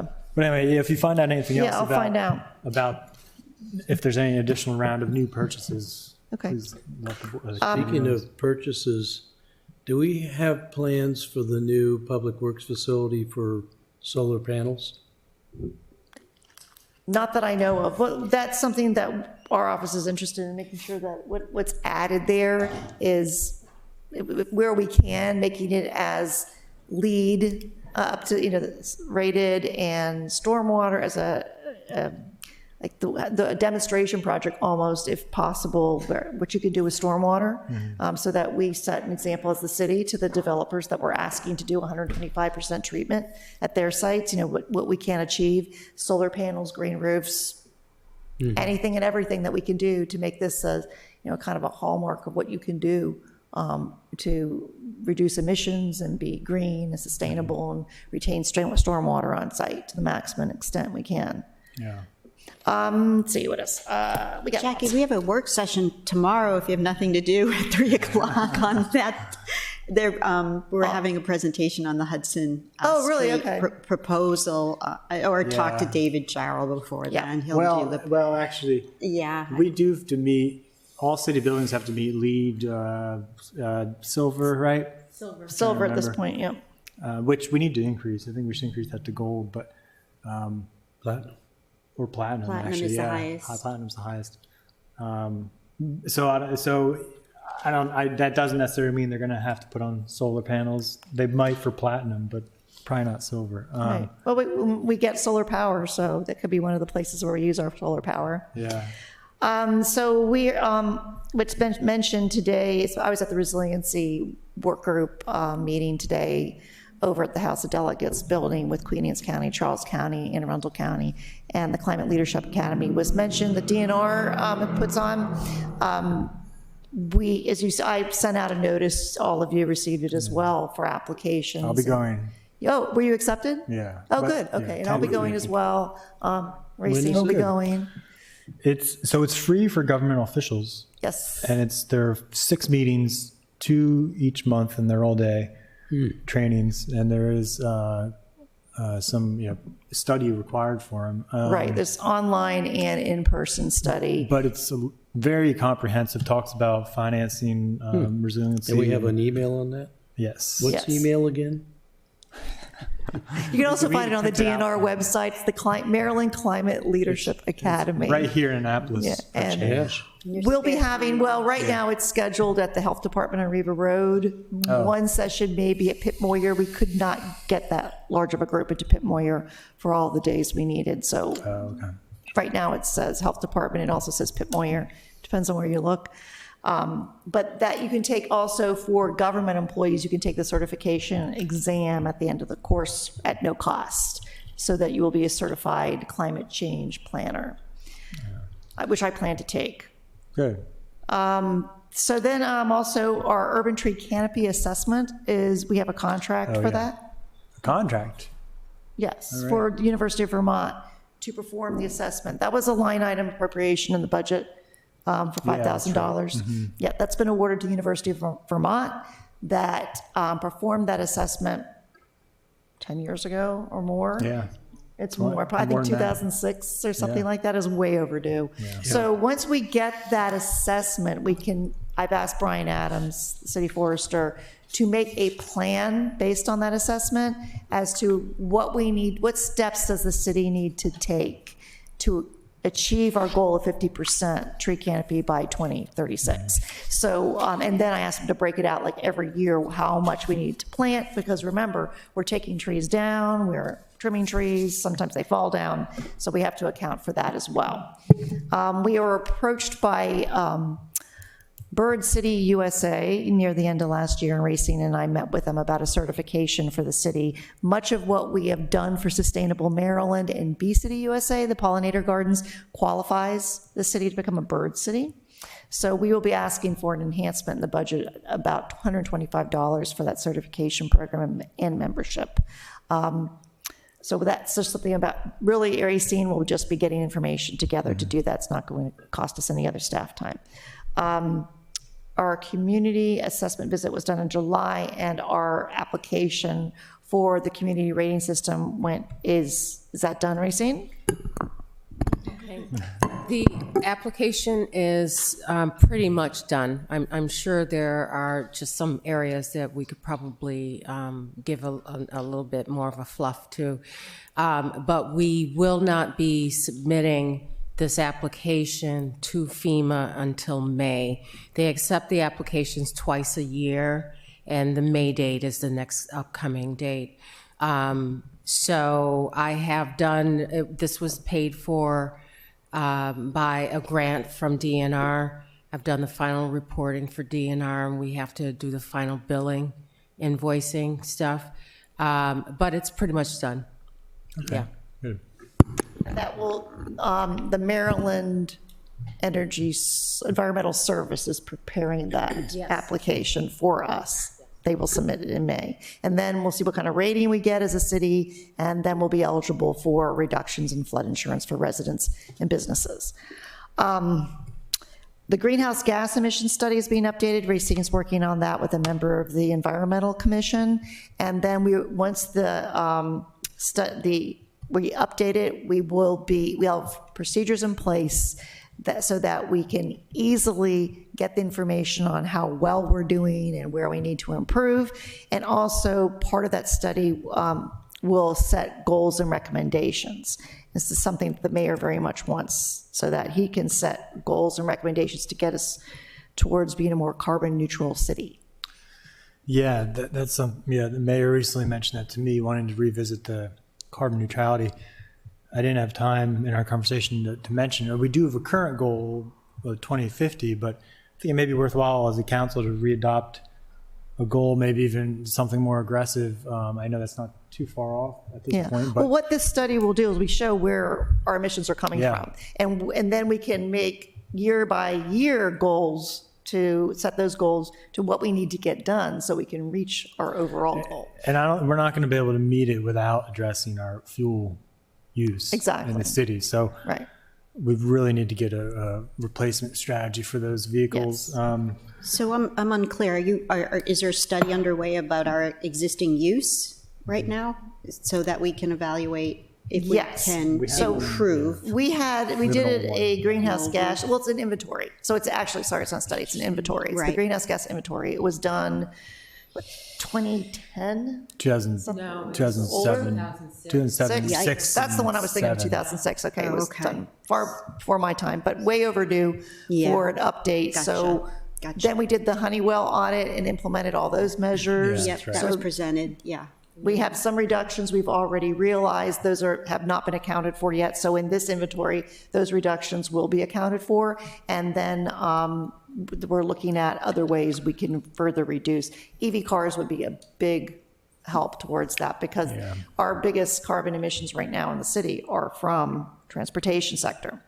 Well, I'm worried too about the new Public Works building, regardless of where it goes, because when I did the inventory and was updating that, 10, 15 years ago, the buildings like the rec center and the new police station were actually high users of energy. And they're both brand new, or were at the time. And so it kind of tells me the standards aren't quite high enough for new buildings. If they're going to be contributing, it's going to be working against us in terms of our goal. Because imagine if you're updating the inventory, I guess it might look good in the sense that it's not going to include the public works buildings because we don't have them right now, unless you factor in the emissions from the rented buildings. And I guess the vehicle emissions will still be the same, but the building use is what might be different.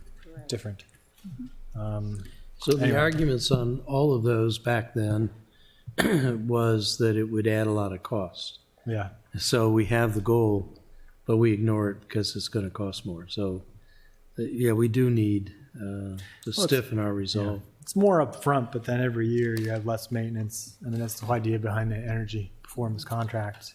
And the other piece of work that feeds into the inventory is I've started looking at it, but haven't completely read the whole document through, but the Maryland Department of Energy in October released its draft greenhouse gas emissions reduction strategy. And they are holding a series of public meetings around the state to talk about the goals. Basically, they're looking at a 40% reduction from 2006 emissions by 2030, which is really aggressive.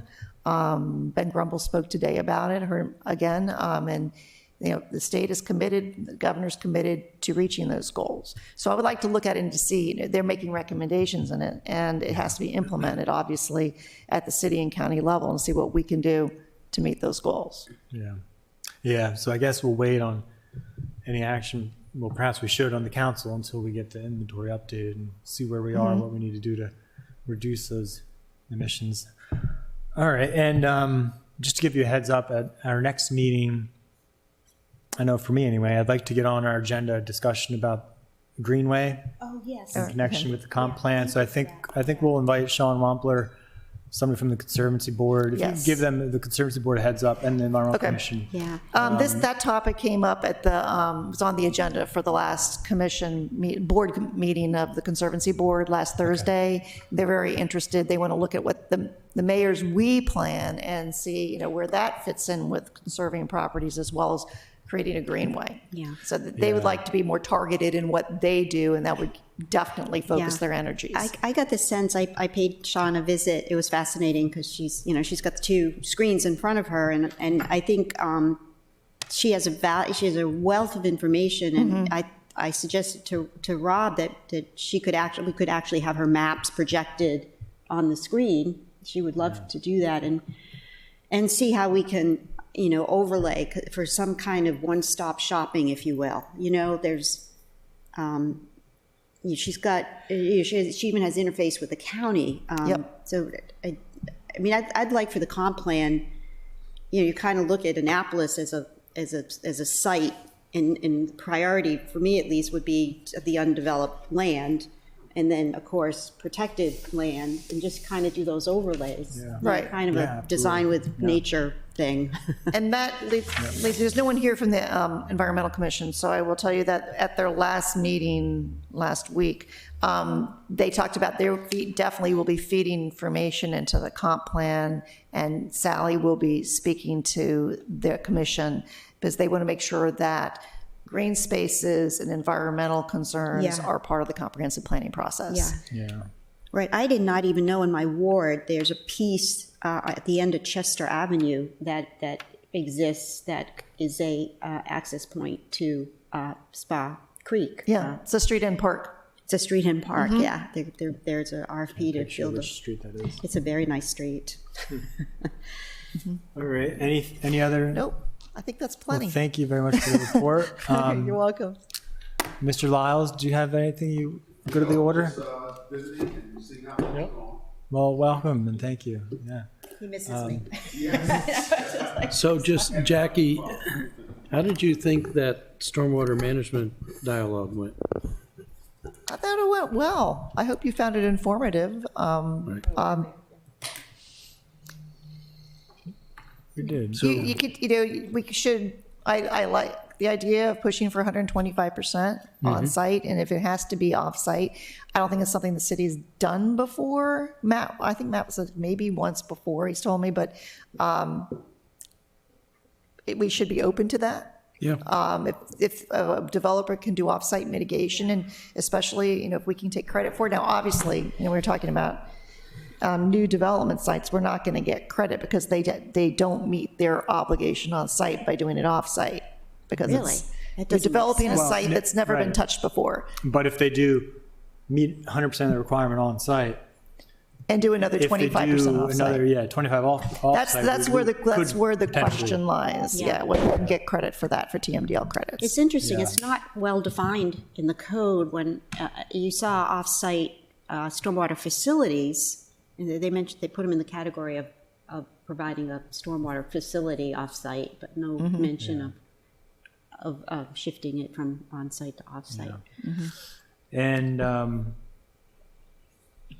that's a plastic bag. I hopefully we'll have something. Plastic bags. So I participate on the call that's every 2 weeks for the state call for stakeholders.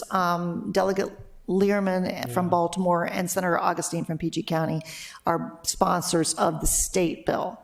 So I give them comments on their messaging and on the legislation and participate on that so we have a call this week. And for you, and I think you already know this because I think you received a copy, but Mr. Lyles, for your information, I received a draft maybe 3 months ago, and because of thanks to raw short-term rentals, been a little bit of a distraction. But I received legislation for a draft for a plastic bag ban with a fee on paper. At least that's what I requested, based on the Baltimore code, the law ordinance that passed up there. And so that was drafted by Linda Schuett on contract to the city. But to be honest, I have not even had a chance to read through it to see if if it even meets my intention or not. But since it's a brand new law office, or at least city attorney, I think we should probably get together. I think I'll take a read through to make sure it meets my intent, and then maybe we could sit down and figure out if there are other things you want to change. And I'll have to have a conversation with my colleagues at some point too about it. If you can email it to me, Okay. And honestly, yes, sir. If you could email it to me, then I'd be happy to take a look at it as well and set up the meeting as well. Because I know the mayor's very interested Yes. in that, Jack. I think, Yeah. So, Yeah, if you email it, we'll set up the Dawn. meeting, work with Takia to get that set up.